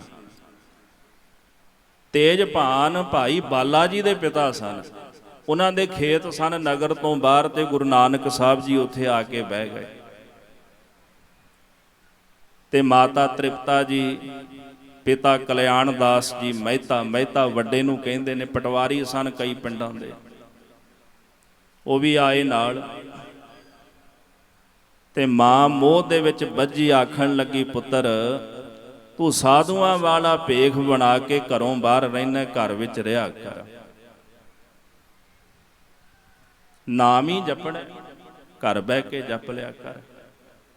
ਲੋਕ ਵੀ ਨੇ, ਉਹ ਵੀ ਤਾਂ ਹੈ ਨਾ, ਵੀ ਸਵੇਰੇ ਸ਼ਾਮ ਰੱਬ ਰੱਬ ਕਰਦੇ ਨੇ, ਦਿਨੇ ਆਪਣਾ ਕੰਮ ਧੰਦਾ ਕਰਦੇ ਨੇ। ਪੁੱਤਰ ਤੂੰ ਵੀ ਇਦਾਂ ਕਰਿਆ ਕਰ, ਦਿਨੇ ਆਪਣਾ ਕੰਮ ਧੰਦਾ ਕਰ ਲਿਆ। ਜੇ ਤੂੰ ਰੱਬ ਦਾ ਨਾਂ ਹੀ ਲੈਣਾ ਤੇ ਸਵੇਰੇ ਸ਼ਾਮ ਜਪ ਲਿਆ ਕਰ। ਗੁਰੂ ਨਾਨਕ ਸਾਹਿਬ ਜੀ ਕਹਿਣ ਲੱਗੇ, ਮਾਤਾ ਇੱਕ ਸ਼ਬਦ ਤੁਸੀਂ ਰੋਜ਼ ਪੜ੍ਹਦੇ ਹੋ ਸ੍ਰੀ ਰਹਿਰਾਸ ਸਾਹਿਬ ਜੀ ਅੰਦਰ, ਆਸਾ ਮਹੱਲਾ ਪਹਿਲਾ, ਆਖਾ ਜੀਵਾ ਵਿਸਰੈ ਮਰ ਜਾਓ। ਇਹ ਸ਼ਬਦ ਉਚਾਰਿਆ ਗੁਰੂ ਨਾਨਕ ਸਾਹਿਬ ਨੇ। ਸਤਿਗੁਰੂ ਕਹਿਣ ਲੱਗੇ, ਮਾਂ ਜੇ ਮੈਂ ਨਾਮ ਜਪਦਾ ਤੇ ਮੈਂ ਤਾਂ ਹੀ ਜੀਵਦਾ, ਕਿਉਂਕਿ ਨਾਮ ਮੇਰੇ ਜੀਵਨ ਦਾ ਆਧਾਰ ਆਸਰਾ ਬਣ ਗਿਆ। ਜੇ ਨਾਮ ਮੈਨੂੰ ਵਿਸਰਦਾ, ਮੈਨੂੰ ਇਦਾਂ ਲੱਗਦਾ ਵੀ ਮੇਰੀ ਮੌਤ ਹੋ ਚੱਲੀ ਹੈ, ਮੈਂ ਮਰ ਚੱਲਿਆ। ਜਿਵੇਂ ਸਵਾਸ ਚੱਲਦੇ ਨੇ ਨਾ, ਜਦੋਂ ਸਵਾਸ ਦੀ ਡੋਰ ਟੁੱਟਣ ਲੱਗਦੀ ਹੈ ਤੇ ਮਨੁੱਖ ਦੁਨੀਆ ਤੋਂ ਕੂਚ ਕਰ ਜਾਂਦਾ ਹੈ।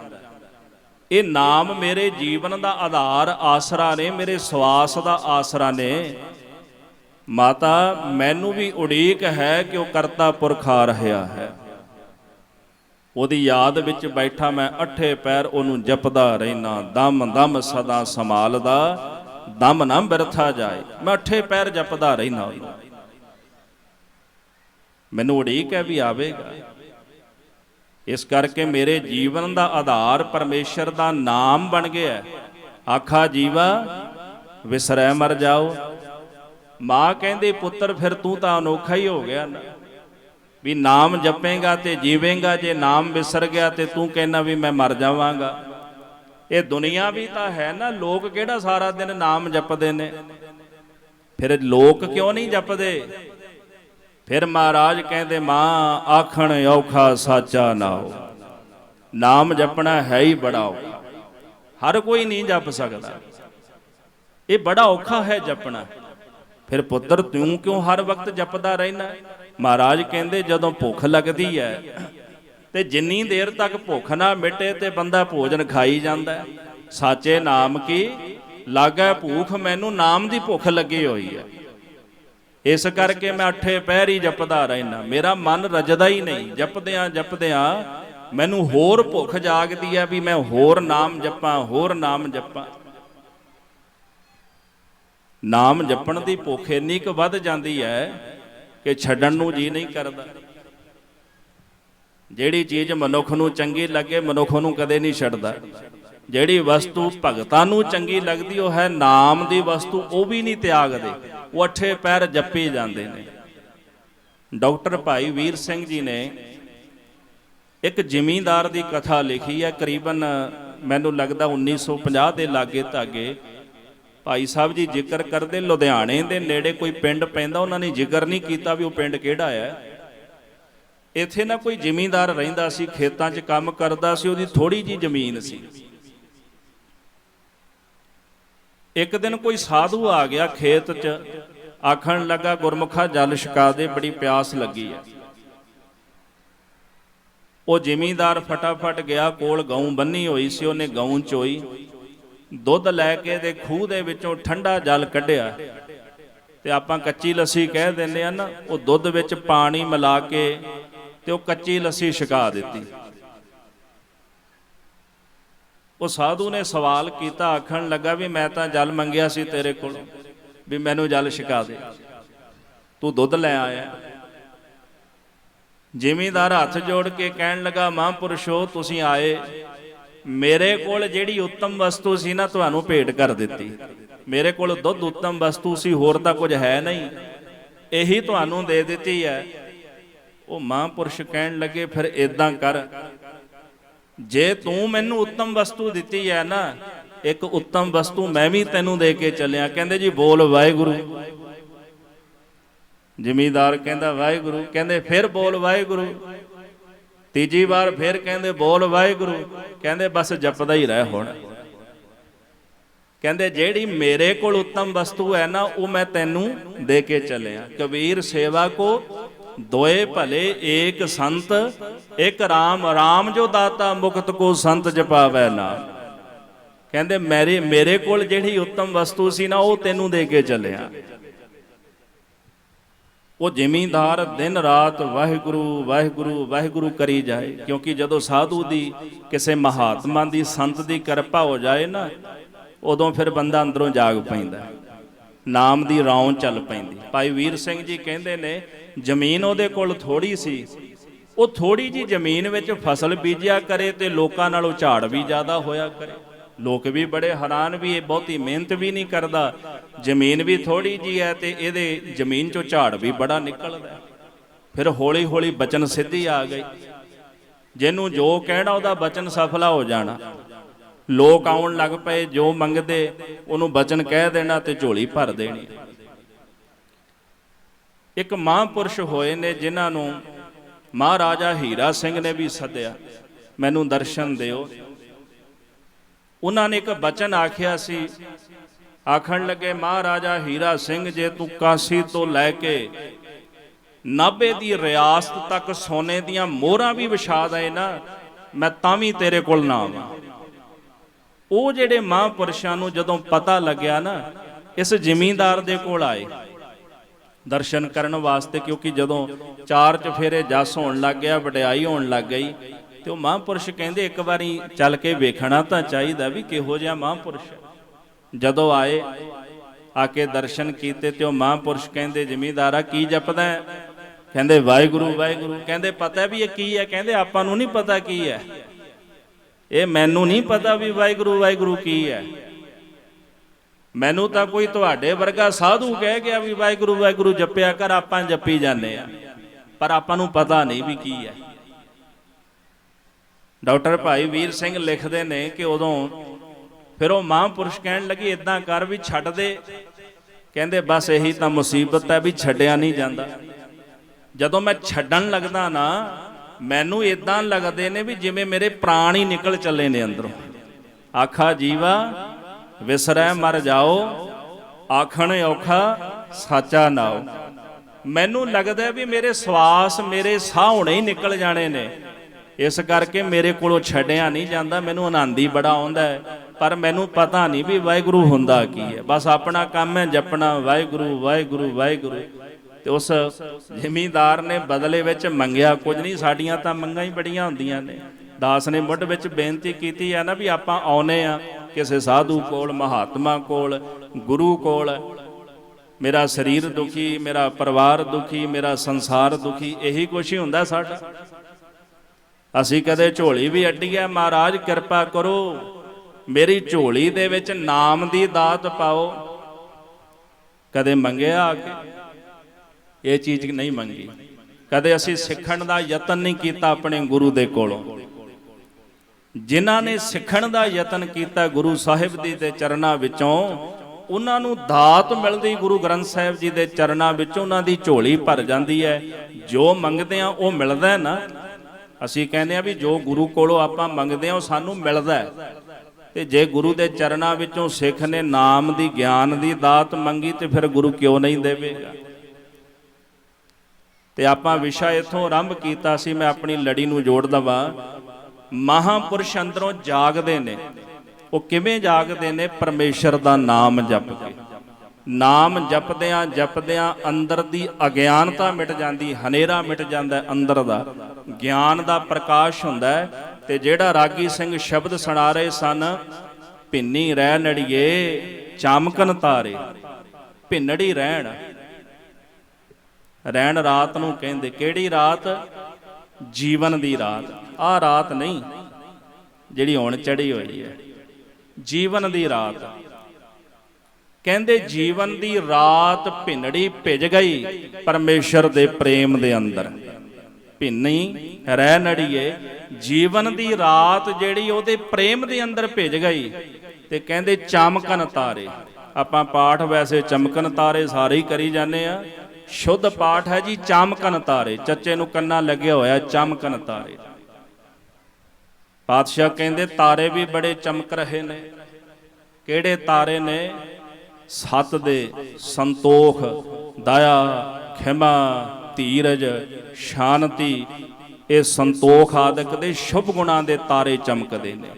ਜੀਵਨ ਦੀ ਰਾਤ ਪ੍ਰੇਮ ਨਾਲ ਭਿੱਜ ਗਈ ਤੇ ਜਿਹਦੇ ਅੰਦਰ ਸ਼ੁਭ ਗੁਣਾਂ ਦੇ ਤਾਰੇ ਚਮਕਦੇ ਪਏ ਨੇ, ਫਿਰ ਮਹਾਰਾਜ ਕਹਿੰਦੇ ਜਗ ਹੈ ਸੰਤ ਜਨਾ, ਸੰਤ ਜਨ ਜਾਗਦੇ ਨੇ।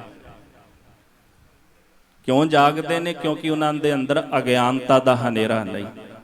ਉਹਨਾਂ ਨੂੰ ਆਪਣੇ ਜੀਵਨ ਦਾ ਲਕਸ਼ ਪਤਾ ਹੈ, ਅਸੀਂ ਜਗਤ ਵਿੱਚ ਕੀ ਕਰਨ ਵਾਸਤੇ ਆਏ ਹਾਂ। ਉਹ ਜਾਣਦੇ ਨੇ ਕਿ ਅਸੀਂ ਜਗਤ ਵਿੱਚ ਕਿਉਂ ਆਏ ਹਾਂ। ਜੈਸੇ ਭਾਈ ਨੰਦ ਲਾਲ ਜੀ, ਉਹਨਾਂ ਦਾ ਜ਼ਿਕਰ ਦਾਸ ਨੇ ਮੁੱਢ ਵਿੱਚ ਕੀਤਾ। ਉਹ ਕਹਿੰਦੇ ਹਵਾਏ ਬੰਦਗੀ ਅਵਰਦ ਦਰ ਬਾਜੂਦ ਮਰਾ, ਮੇਰਾ ਜਗਤ ਵਿੱਚ ਆਉਣ ਦਾ ਕੋਈ ਸ਼ੌਂਕ ਨਹੀਂ ਸੀ, ਪਰ ਮੈਂ ਆਇਆ ਜਗਤ ਅੰਦਰ, ਮੇਰੇ ਅੰਦਰ ਬੰਦਗੀ ਕਰਨ ਦੀ ਸਿੱਖ ਸੀ ਮਹਾਰਾਜ, ਤੁਹਾਡੇ ਚਰਨਾਂ ਨੂੰ ਸੇਵਣ ਦੀ ਸਿੱਖ ਸੀ, ਮੈਂ ਤਾਂ ਆਇਆ ਜਗਤ ਅੰਦਰ। ਉਹ ਜਾਗਦੇ ਨੇ ਅੰਦਰੋਂ, ਅਗਿਆਨਤਾ ਮਿਟ ਗਈ, ਜੀਵਨ ਦਾ ਲਕਸ਼ ਪਤਾ ਹੈ, ਕੀ ਕਰਨ ਵਾਸਤੇ ਆਏ ਆ ਜਗਤ ਅੰਦਰ। ਜਗ ਹੈ ਸੰਤ ਜਨਾ ਮੇਰੇ RAM ਪਿਆਰੇ। ਇੱਕ ਮਹਾਂਪੁਰਸ਼ ਜਿਨ੍ਹਾਂ ਨੂੰ ਤੁਸੀਂ ਸਾਰੇ ਜਾਣਦੇ ਹੋ, ਸੰਤ ਬਾਬਾ ਠਾਕੁਰ ਸਿੰਘ ਜੀ, ਮੁਖੀ ਦਮਦਮੀ ਟਕਸਾਲ, ਅਕਾਲ ਚਲਾਣਾ ਕਰ ਗਏ, ਸੱਚਖੰਡ ਚਲੇ ਗਏ ਮਹਾਂਪੁਰਸ਼ 2005 ਦੇ ਅੰਦਰ। ਸੰਤ ਬਾਬਾ ਠਾਕੁਰ ਸਿੰਘ ਜੀ ਮਹਾਂਪੁਰਸ਼ ਉਹ ਸਨ ਜਿਨ੍ਹਾਂ ਨੇ ਸਭ ਤੋਂ ਪਹਿਲਾਂ ਸੰਤ ਗਿਆਨੀ ਗੁਰਬਚਨ ਸਿੰਘ ਜੀ ਮਹਾਂਪੁਰਖਾਂ ਦੀ ਸੇਵਾ ਕੀਤੀ, ਵੱਡੇ ਮਹਾਂਪੁਰਸ਼ਾਂ ਦੀ। ਫਿਰ ਸੰਤ ਗਿਆਨੀ ਕਰਤਾਰ ਸਿੰਘ ਜੀ ਦੀ ਸੇਵਾ ਕਰਦੇ ਰਹੇ। ਫਿਰ ਸੰਤ ਗਿਆਨੀ ਜਰਨੈਲ ਸਿੰਘ ਜੀ ਖਾਲਸਾ ਭਿੰਡਰਾਂ ਵਾਲਿਆਂ ਦੀ ਸੇਵਾ ਕਰਦੇ ਰਹੇ। ਬੜਾ ਲੰਮਾ ਸਮਾਂ ਟਕਸਾਲ 'ਚ ਰਹੇ, ਬਜ਼ੁਰਗ ਸਨ। ਔਰ ਬੜੀ ਵਿਸਮਾਦਤਾ ਵਾਲੀ ਗੱਲ ਹੈ, ਉਹਨਾਂ ਨੇ 25 ਵਾਰੀ ਗੁਰੂ ਗ੍ਰੰਥ ਸਾਹਿਬ ਜੀ ਦੀ ਸੰਥਿਆ ਕੀਤੀ ਸੀ। ਤੁਸੀਂ ਉਹਨਾਂ ਦੀ ਫੋਟੋ ਵੇਖੋਗੇ ਨਾ, ਬੜੀ ਨਿਮਰਤਾ ਤੇ ਪਿਆਰ ਭਰੀ ਜੀ ਮੂਰਤ। ਤੁਸੀਂ ਸੋਚਦੇ ਹੋਵੋਗੇ ਵੀ ਇਹਨਾਂ ਨੇ ਸੰਥਿਆ ਕੀਤੀ ਹੋਵੇਗੀ। 25 ਵਾਰੀ ਗੁਰੂ ਗ੍ਰੰਥ ਸਾਹਿਬ ਜੀ ਦੀ ਸੰਥਿਆ ਕੀਤੀ ਉਹਨਾਂ ਨੇ, 25 ਵਾਰੀ। ਕਹਿਣਾ ਸੌਖਾ ਜੇ, ਅੱਜ ਵੀ ਸੰਪਰਦਾਵਾਂ ਦੀ ਮਰਜ਼ਾਦਾ ਹੈ, ਜਦੋਂ ਸੰਥਿਆ ਕਰਾਉਂਦੇ ਨੇ ਕਹਿੰਦੇ ਘੱਟੋ ਘੱਟ 25 ਵਾਰੀ ਸੰਥਿਆ ਪਕਾਓ। ਉਹਨਾਂ ਨੇ 25 ਵਾਰੀ ਗੁਰੂ ਗ੍ਰੰਥ ਸਾਹਿਬ ਦੀ ਸੰਥਿਆ ਕੀਤੀ, ਤੇ ਜਿੰਨੀ ਵਾਰ ਕੀਤੀ 25 ਵਾਰੀ ਪਕਾਈ। ਤੇ ਜਦੋਂ ਬਾਣੀ ਸੁਣਨ ਵਾਸਤੇ ਬਹਿੰਦੇ ਸਨ ਤੇ ਸਿੰਘ ਬਾਣੀ ਸੁਣਾਉਂਦੇ ਸਨ, ਕਈ ਵਾਰ ਸਿੰਘ ਆਲਸ ਕਰ ਜਾਣੇ ਵੀ ਚਲੋ ਸੰਤ ਜੀ ਸੌਂ ਗਏ, ਹੰਗੂਰਾ ਮਾਰਨਾ, ਜਾਂ ਕਿਸੇ ਨੇ ਬਾਣੀ ਪੜ੍ਹਦਿਆਂ ਵਿੱਚੋਂ ਕੋਈ ਮਾਤਰਾ ਲਗਾ ਮਾਤਰਾ ਇੱਧਰ ਉੱਧਰ ਕਰ ਦੇਣੀ, ਉਦੋਂ ਵੀ ਉਹਨਾਂ ਨੇ ਟੋਕ ਦੇਣਾ, ਲੰਮਾ ਪੈ ਜਾਂਦੇ ਸਨ। ਪਿੱਛੇ ਬਜ਼ੁਰਗ ਸਨ ਨਾ ਮਹਾਂਪੁਰਸ਼। 2 ਉਦਾਹਰਨਾਂ ਦਿਆਂਗਾ, ਫਿਰ ਮੈਂ ਸਮਾਪਤੀ ਕਰਾਂਗਾ। ਮਹਾਂਪੁਰਸ਼ ਆ ਗਏ ਨੇ, ਉਹਨਾਂ ਨੇ ਵੀ ਤੁਹਾਨੂੰ ਗੁਰੂ ਚਰਨਾਂ ਨਾਲ ਜੋੜਨਾ ਜੇ। ਜਦੋਂ ਸੰਤ ਗਿਆਨੀ ਗੁਰਬਚਨ ਸਿੰਘ ਜੀ ਮਹਾਂਪੁਰਸ਼ ਇੱਧਰ ਯੂਪੀ ਦੇ ਇਲਾਕੇ 'ਚ ਪ੍ਰਚਾਰ ਕਰਨ ਗਏ ਨਾ, ਵੱਡੇ ਮਹਾਂਪੁਰਸ਼, ਤੇ ਸੰਤ ਬਾਬਾ ਠਾਕੁਰ ਸਿੰਘ ਜੀ ਅੰਮ੍ਰਿਤ ਵੇਲੇ ਨਾਲ ਸੇਵਾ ਕਰਦੇ ਸਨ, ਇਸ਼ਨਾਨ ਦੀ ਕਰਾਉਂਦੇ ਸਨ। ਇਸ਼ਨਾਨ ਕਰਾਉਂਦਿਆਂ ਮਹਾਂਪੁਰਖ ਸੰਤ ਗੁਰਬਚਨ ਸਿੰਘ ਜੀ ਕਹਿਣ ਲੱਗੇ, ਠਾਕੁਰ ਸਿੰਘ ਜੀ ਤੁਸੀਂ ਤਾਂ ਮੁਕਤ ਹੋ, ਅਸੀਂ ਸੱਚਖੰਡ ਚਲੇ ਜਾਣਾ, ਤੁਸੀਂ ਵੀ ਚਲੇ ਜਾਇਓ ਸਾਡੇ ਨਾਲ, ਤੁਹਾਨੂੰ ਵੀ ਅਸੀਂ ਨਾਲ ਹੀ ਲੈ ਜਾਣਾ। ਕਹਿੰਦੇ ਬਾਬਾ ਠਾਕੁਰ ਸਿੰਘ ਜੀ ਚੁੱਪ ਕਰ ਗਏ, ਜਵਾਬ ਨਹੀਂ ਦਿੱਤਾ ਮੂਹਰਿਓਂ, ਕੋਈ ਖਾਮੋਸ਼ ਰਹੇ। ਤੇ ਸੰਤ ਗੁਰਬਚਨ ਸਿੰਘ ਜੀ ਆਖਣ ਲੱਗੇ ਵੀ ਜਿਹਨੂੰ ਮੁਕਤੀ ਮਿਲ ਜਾਏ ਤੇ ਉਹ ਖੁਸ਼ੀ ਬੜਾ ਹੁੰਦਾ, ਪਰ ਤੁਸਾਂ ਜਵਾਬ ਹੀ ਕੋਈ ਨਹੀਂ ਦਿੱਤਾ। ਕਹਿੰਦੇ ਮਹਾਂਪੁਰਸ਼ ਇੱਕ ਸਿੱਖ ਮਨ 'ਚ ਰਹਿ ਗਈ ਮੇਰੇ, ਮਹਾਂਪੁਰਸ਼ੋ ਇੱਕ ਲਾਲਸਾ ਮਨ ਵਿੱਚ ਰਹਿ ਗਈ। ਕਹਿੰਦੇ ਕਿਹੜੀ ਲਾਲਸਾ? ਕਹਿੰਦੇ ਲਾਲਸਾ ਸੀ ਕਿ ਮੈਂ ਸਿੰਘਾਂ ਦੀ ਸੇਵਾ ਕਰਾਂ, ਇਹ ਲਾਲਸਾ ਮਨ ਵਿੱਚ ਰਹਿ ਗਈ ਮੇਰੇ। ਤੇ ਸੰਤ ਗਿਆਨੀ ਗੁਰਬਚਨ ਸਿੰਘ ਜੀ ਪਤਾ ਕੀ ਕਹਿੰਦੇ? ਆਖਦੇ ਠਾਕੁਰ ਸਿੰਘ ਜੀ ਤੁਸੀਂ ਤਾਂ ਮੁਕਤ ਹੋ, ਜਦੋਂ ਜੀ ਕਰੇ ਆ ਜਾਣਾ, ਕੋਈ ਨਹੀਂ, ਫਿਰ ਕਰ ਲਓ ਸਿੰਘਾਂ ਦੀ ਸੇਵਾ। ਮਹਾਂਪੁਰਸ਼ ਸੰਤ ਬਾਬਾ ਠਾਕੁਰ ਸਿੰਘ ਜੀ, ਸੰਤ ਕਰਤਾਰ ਸਿੰਘ ਜੀ ਦੇ ਸਮੇਂ ਸਿੰਘਾਂ ਦੀ ਸੇਵਾ ਕਰਦੇ ਰਹੇ। ਸੰਤ ਜਰਨੈਲ ਸਿੰਘ ਜੀ ਦੇ ਸਮੇਂ ਤੇ ਜਦੋਂ ਫਿਰ ਆਪ ਟਕਸਾਲ ਦੇ ਮੁਖੀ ਬਣੇ ਨਾ, ਉਹਨਾਂ ਨੇ ਆਪਣੇ ਆਪ ਨੂੰ ਕਾਰਜਕਾਰੀ ਮੁਖੀ ਆਖਿਆ, ਦਾਸਨ ਦਾਸ ਠਾਕੁਰ ਸਿੰਘ ਜੀ। ਇੰਨੀ ਨਿਮਰਤਾ ਸੀ ਉਹਨਾਂ ਅੰਦਰ। ਸਿੰਘਾਂ ਦੇ ਜਿਹੜੇ ਬੱਚੇ ਟਕਸਾਲ 'ਚ ਪੜ੍ਹਦੇ ਸਨ, ਉਹਨਾਂ ਦੇ ਕੇਸੀ ਤੇਲ ਲਾਉਂਦੇ ਰਹੇ, ਕੰਘਾ ਕਰਦੇ ਰਹੇ, ਇਸ਼ਨਾਨ ਕਰਾਉਂਦੇ ਰਹੇ। ਇੰਨਾ ਪਿਆਰ ਬੱਚਿਆਂ ਨਾਲ, ਉਹਨਾਂ ਨੂੰ ਟਕਸਾਲ ਦੀ ਮਾਂ ਆਖਿਆ ਜਾਂਦਾ ਸੀ ਸੰਤ ਬਾਬਾ ਠਾਕੁਰ ਸਿੰਘ ਜੀ। ਕਹਿੰਦੇ ਸਿੰਘਾਂ ਨਾਲ ਪਿਆਰ ਬੜਾ ਕਰਦੇ ਸਨ, ਆਪ ਲੰਗਰ ਵਰਤਾਉਣਾ। ਉਹਨਾਂ ਦੇ ਅੰਦਰ ਸਿੱਖ ਸੀ ਨਾ। ਭਾਈ ਨੰਦ ਲਾਲ ਜੀ ਕਹਿੰਦੇ, ਮਹਾਰਾਜ ਮੈਨੂੰ ਜਗਤ ਵਿੱਚ ਆਉਣ ਦਾ ਕੋਈ ਸ਼ੌਂਕ ਨਹੀਂ ਸੀ, ਪਰ ਤੁਹਾਡੀ ਬੰਦਗੀ ਦੀ ਸਿੱਖ ਲੈ ਕੇ ਮੈਨੂੰ ਆਈ ਹੈ। ਤੇ ਸੰਤ ਬਾਬਾ ਠਾਕੁਰ ਸਿੰਘ ਜੀ ਮਹਾਂਪੁਰਖ ਕਹਿੰਦੇ, ਮੈਂ ਸੇਵਾ ਕਰਨੀ ਆ ਮਹਾਂਪੁਰਸ਼ੋ, ਮੈਂ ਅਜੇ ਜਾਣਾ ਨਹੀਂ ਚਾਹੁੰਦਾ। ਕਹਿੰਦੇ ਠੀਕ ਹੈ, ਜਦੋਂ ਜੀ ਕਰੇ ਫਿਰ ਆ ਜਾਈ। 2005 ਵਿੱਚ ਹਜੂਰ ਸਾਹਿਬ ਸਨ। ਮਹਾਂਪੁਰਖ ਸਿੰਘਾਂ ਨੂੰ ਆਖਿਆ ਵੀ ਸਿੱਧਾ ਮਹਿਤੇ ਚੱਲੋ, ਤੇ ਕਹਿ ਦਿੱਤਾ ਵੀ ਵੱਡੇ ਵੱਡੇ ਵਲਟੋਏ ਨਾ ਸ਼ਰਦਾਈ ਦੇ ਬਣਾ ਲਓ। ਆਂਦਿਆਂ ਹੀ ਮਹਿਤੇ ਸਰੀਰ ਛੱਡ ਕੇ ਸੱਚਖੰਡ ਚਲੇ ਗਏ। ਉਦੋਂ ਹੀ ਪਤਾ ਲੱਗਿਆ ਸਿੰਘਾਂ ਨੂੰ, ਜਦੋਂ ਸੰਤ ਬਾਬਾ ਠਾਕੁਰ ਸਿੰਘ ਜੀ ਸੱਚਖੰਡ ਪਿਆਨਾ ਕਰ ਗਏ, ਫਿਰ ਪਤਾ ਲੱਗਿਆ ਵੀ ਕਿਉਂ ਕਹਿ ਗਏ ਵੀ ਸ਼ਰਦਾਈ ਦੇ ਵੱਡੇ ਵੱਡੇ ਵਲਟੋਏ ਬਣਾਓ। ਇਹ ਉਹ ਮਹਾਂਪੁਰਸ਼ ਨੇ ਜਿਹੜੇ ਜਾਗਦੇ ਨੇ ਅੰਦਰੋਂ। ਇੱਕ ਛੋਟੀ ਜਿਹੀ ਉਦਾਹਰਣ ਹੈ ਮਹਾਂਪੁਰਸ਼ ਸੰਤ ਬਾਬਾ ਗੁਰਬਚਨ ਸਿੰਘ ਜੀ ਦੀ ਵੀ। ਜਾਗਦਾ ਕੌਣ ਹੁੰਦਾ? ਇਹ ਵਿਸ਼ਾ ਬੜਾ ਲੰਮਾ, ਜੇ 1 ਘੰਟੇ ਵਿੱਚ ਨਹੀਂ ਕਦੇ ਸਮਾਪਤ ਹੁੰਦਾ। ਫਿਰ ਵੀ ਦਾਸ ਨੇ ਜਿੰਨਾ ਕੁ ਯਤਨ ਕੀਤਾ, ਹੋ ਸਕਦਾ ਕਿ ਆਪ ਜੀ ਇਹ ਗੁਣਾਂ ਨੂੰ ਆਪਣੇ ਪੱਲੇ ਬੰਨਿਓ। ਸੰਤ ਗਿਆਨੀ ਗੁਰਬਚਨ ਸਿੰਘ ਜੀ ਮਹਾਂਪੁਰਸ਼ ਇੱਕ ਦਿਨ ਆਰਾਮ ਕਰਨ ਲੱਗੇ ਤੇ ਲੰਮਾ ਪੈ ਗਏ, ਤੇ ਸਿੰਘ ਕੋਲ ਬੈਠੇ ਸਨ, ਤੇ ਸੁਪਨਾ ਆਉਣ ਲੱਗ ਪਿਆ ਮਹਾਂਪੁਰਸ਼ਾਂ ਨੂੰ, ਤੇ ਬਾਣੀ ਪੜ੍ਹਨ ਲੱਗ ਪਏ ਸੁਪਨੇ ਵਿੱਚ। ਤੇ ਸਿੰਘਾਂ ਨੇ ਕੀ ਕੀਤਾ ਵੀ ਗੁਰਬਾਣੀ ਦੀਆਂ ਪੋਥੀਆਂ ਪ੍ਰਕਾਸ਼ ਕਰ ਲਈਆਂ ਨਾਲ। ਮਹਾਂਪੁਰਸ਼ ਸੁੱਤੇ ਨੇ ਤੇ ਬਾਣੀ ਪੜ੍ਹ ਰਹੇ ਨੇ। 1 ਅੰਗ 2 ਅੰਗ 3 4 5 6 ਕਿੰਨੇ ਅੰਗ ਕੀਤੇ ਹੋਣਗੇ? ਘੱਟੋ ਘੱਟ ਸੁੱਤੇ ਮਹਾਂਪੁਰਸ਼ਾਂ ਨੇ 80 ਅੰਗ ਕੀਤੇ ਗੁਰੂ ਗ੍ਰੰਥ ਸਾਹਿਬ ਜੀ ਦੇ। ਜਦੋਂ ਜਾਗ ਆਈ ਨਾ ਤੇ ਤਰਬਕੇ ਕੇ ਉੱਠੇ। ਨਾਲ ਦੇ ਸਿੰਘਾਂ ਨੂੰ ਕਹਿਣ ਲੱਗੇ, ਸਿੰਘੋ ਮੈਨੂੰ ਲੱਗਦਾ ਸੀ ਵੀ ਮੈਂ ਬਾਣੀ ਪੜ੍ਹਦਾ। ਕਹਿੰਦੇ ਹਾਂਜੀ ਮਹਾਂਪੁਰਸ਼ੋ, ਤੁਸੀਂ ਬਾਣੀ ਪੜ੍ਹ ਰਹੇ ਸੀ। ਕਹਿੰਦੇ ਮੈਂ ਬਾਣੀ ਪੜ੍ਹਦਿਆਂ ਕਿਤੇ ਗਲਤੀ ਤਾਂ ਨਹੀਂ ਕੀਤੀ, ਕੋਈ ਲਗਾ ਮਾਤਰ ਦਾ ਫਰਕ ਤਾਂ ਨਹੀਂ ਰਹਿ ਗਿਆ? ਸਾਨੂੰ ਤਾਂ ਕੋਈ ਫਰਕ ਨਹੀਂ ਨਾ ਪੈਂਦਾ, ਜਿਵੇਂ ਮਰਜ਼ੀ ਖਿੱਚੀ ਚੱਲੀ ਜਾਂਦੇ ਆਪਾਂ। ਉਹ ਮਹਾਂਪੁਰਸ਼ ਕਹਿੰਦੇ ਨੇ ਵੀ ਕਿਤੇ ਕੋਈ ਲਗਾ ਮਾਤਰ ਦਾ ਫਰਕ ਤਾਂ ਨਹੀਂ ਰਹਿ ਗਿਆ। ਹੁਣ ਸਿੰਘ ਕੋਲ ਪੋਥੀ ਪ੍ਰਕਾਸ਼ ਕਰਕੇ ਬੈਠੇ ਸਨ। ਕਹਿੰਦੇ ਮਹਾਂਪੁਰਸ਼ੋ, ਆਪ ਜੀ ਨੇ 80 ਅੰਗ ਕੀਤੇ ਨੇ ਗੁਰੂ ਗ੍ਰੰਥ ਸਾਹਿਬ ਜੀ ਦੀ ਬਾਣੀ ਦੇ। ਅੱਖਰ ਦੀ ਪੰਕਤੀ ਦੀ ਤਾਂ ਗਲਤੀ ਦੂਰ ਦੀ ਗੱਲ ਹੈ, ਇੱਕ ਲਗਾ ਮਾਤਰ ਦਾ ਵੀ ਫਰਕ ਨਹੀਂ ਜੇ ਪਿਆ, ਇੱਕ ਲਗਾ ਮਾਤਰ ਦਾ। ਇਹ ਉਹ ਮਹਾਂਪੁਰਸ਼ ਨੇ ਗੁਰਮੁਖੋ, ਜਿਨ੍ਹਾਂ ਸਾਸ ਗਿਰਾਸ ਨਾ ਵਿਸਰੈ, ਹਰ ਨਾਮਾ ਮਨ ਮੰਤ ਧਨ ਸੇ ਸਈ ਨਾਨਕਾ ਪੂਰਨ ਸੋਈ। ਸੰਤ ਜਿਨ੍ਹਾਂ ਨੂੰ ਸਵਾਸ ਗਿਰਾਸ ਪਰਮੇਸ਼ਰ ਦਾ ਨਾਮ ਨਹੀਂ ਵਿਸਰਦਾ, ਅੰਦਰੋਂ ਜਾਗਦੇ ਨੇ। ਸੁੱਤੇ ਪਿਆਂ ਵੀ ਭਗਤੀ ਕਰਦੇ ਨੇ। ਜਾਗਦਿਆਂ ਤਾਂ ਕਰਨੀ ਹੈ, ਪਰ ਸੁੱਤਿਆਂ ਵੀ ਜਾਗਦੇ ਹੁੰਦੇ ਨੇ। ਅਸੀਂ ਤਾਂ ਸੁੱਤਿਆਂ ਵੀ ਸੁੱਤੇ ਤੇ ਜਾਗਦੇ ਵੀ ਸੁੱਤੇ।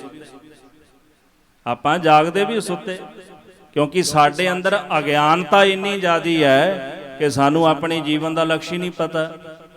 ਸਾਨੂੰ ਇਹ ਨਹੀਂ ਪਤਾ ਵੀ ਆਪਾਂ ਇੱਥੇ ਕਿਉਂ ਆਏ। ਆਪਾਂ ਤਾਂ ਸੋਚਦੇ ਹੋਵਾਂਗੇ ਵੀ ਚਲੋ ਮਹਾਂਪੁਰਸ਼ਾਂ ਦੀ ਬਰਸੀ ਮਨਾਉਣੀ ਹੈ, ਵੀ ਸਮਾਗਮ ਹੈ, ਵੀ ਚੱਲਦੇ ਆ। ਸਾਨੂੰ ਪਤਾ ਵੀ ਕੀ ਕਰਨ ਆਏ ਆ।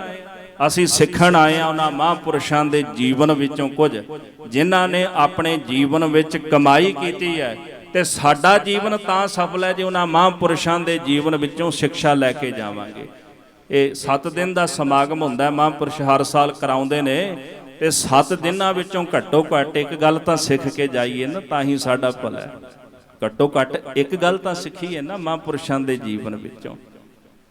ਅਸੀਂ ਜਾਗਦੇ ਵੀ ਸੁੱਤੇ ਤਾਂ ਸੁੱਤੇ ਹੀ, ਪਰ ਮਹਾਂਪੁਰਸ਼ ਸੁੱਤਿਆਂ ਵੀ ਜਾਗਦੇ ਤੇ ਜਾਗਦਿਆਂ ਜਾਗਦੇ, ਕਿਉਂਕਿ ਉਹ ਜਾਗਦੇ ਨੇ ਗਿਆਨ ਦੀ ਅਵਸਥਾ ਦੇ ਅੰਦਰ, ਅੰਦਰੋਂ ਜਾਗਦੇ ਹੁੰਦੇ ਨੇ।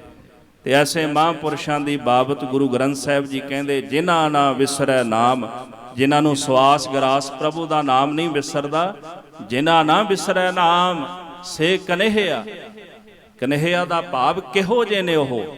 ਕਹਿੰਦੇ ਭੇਦ ਨਾ ਜਾਣੋ ਮੂਲ ਸਾਈਂ ਜਿਹਾ, ਰੰਚਕ ਮਾਤਰ ਮੂਲ ਮਾਤਰ ਭੇਦ ਨਾ ਜਾਣੋ। ਉਹ ਰੱਬ ਵਰਗੇ ਹੀ ਹੋਇਆ ਕਰਦੇ ਨੇ ਜਿਹੜੇ ਪਰਮੇਸ਼ਰ ਦੀ ਬੰਦਗੀ ਕਰਦੇ, ਉਹਦਾ ਨਾਮ ਜਪਦੇ ਹਨ। ਤੇ ਕਵੀ ਸੰਤੋਖ ਸਿੰਘ ਜੀ ਨੇ ਇੱਕ ਬੜਾ ਪਿਆਰਾ ਬਚਨ ਆਖਿਆ, ਸ਼੍ਰੀ ਗੁਰ ਸ਼ਬਦ ਕਮਾਏ ਜਿਨ ਜੀਤੇ ਪੰਚ ਵਿਕਾਰ, ਤਿੰਨ ਸੰਤਨ ਕੋ ਬੰਦਨਾ ਸਿਰ ਚਰਨਨ ਪਰਤਾਰ। ਜਿਨ੍ਹਾਂ ਨੇ ਆਪਣੇ ਜੀਵਨ ਵਿੱਚ ਗੁਰ ਸ਼ਬਦ ਦੀ ਕਮਾਈ ਕਰਕੇ ਪੰਜ ਵਿਕਾਰ ਜਿੱਤ ਲਏ, ਉਹਨਾਂ ਸੰਤਾਂ ਦੇ ਚਰਨਾਂ ਤੇ ਸੀਸ ਰੱਖ ਕੇ ਮੈਂ ਬਾਰ-ਬਾਰ ਨਮਸਕਾਰ ਕਰਦਾ ਹਾਂ। ਜਿਉਂ ਜਲ ਮੈਂ ਜਲ ਆਏ ਖਟਾਨਾ, ਤਿਉ ਜੋਤੀ ਸੰਗ ਜੋਤ ਸਮਾਨਾ। ਮਿਟ ਗਏ ਗਵਨ ਪਾਏ ਬਿਸਰਾਮ, ਨਾਨਕ ਪ੍ਰਭ ਕੈ ਸਦ ਕੁਰਬਾਨ। ਉਹਨਾਂ ਦਾ ਜਨਮ ਤੇ ਮਰਨ ਮਿਟ ਜਾਂਦਾ ਹੈ। ਦੋ ਤਰ੍ਹਾਂ ਦੇ ਭਗਤ ਸੰਸਾਰ 'ਚ ਆਉਂਦੇ ਨੇ ਜੀ। ਇੱਕ ਜਿਹੜੇ ਤੁਰ ਦਰਗਾਹੋਂ ਮੁਕਤ ਹੁੰਦੇ ਨੇ, ਇੱਕ ਉਹ ਹੁੰਦੇ ਨੇ ਜਿਹੜੇ ਭਗਤੀ ਦੀ ਸਿੱਖ ਲੈ ਕੇ ਆਉਂਦੇ, ਜਿਨ੍ਹਾਂ ਨੂੰ ਮਹਾਰਾਜ ਕਹਿੰਦੇ ਜਨਮ ਮਰਨ ਦੋਹੂ ਮੈਂ ਨਾਹੀ। ਇੱਕ ਉਹ ਰੱਬ ਦੇ ਪਿਆਰੇ ਹੁੰਦੇ ਨੇ। ਦੂਜੇ ਭਗਤ ਉਹ ਸੰਸਾਰ ਦੇ ਵਿੱਚ ਆਉਂਦੇ ਨੇ ਜਿਹੜੇ ਇੱਥੇ ਆ ਕੇ ਭਗਤੀ ਕਰਕੇ ਜਨਮ ਮਰਨ ਤੋਂ ਮੁਕਤ ਹੋ ਜਾਂਦੇ ਨੇ। ਇੱਕ ਮੁਕਤ ਹੀ ਆਉਂਦੇ ਨੇ, ਮੁਕਤ ਹੀ ਚਲੇ ਜਾਂਦੇ ਨੇ।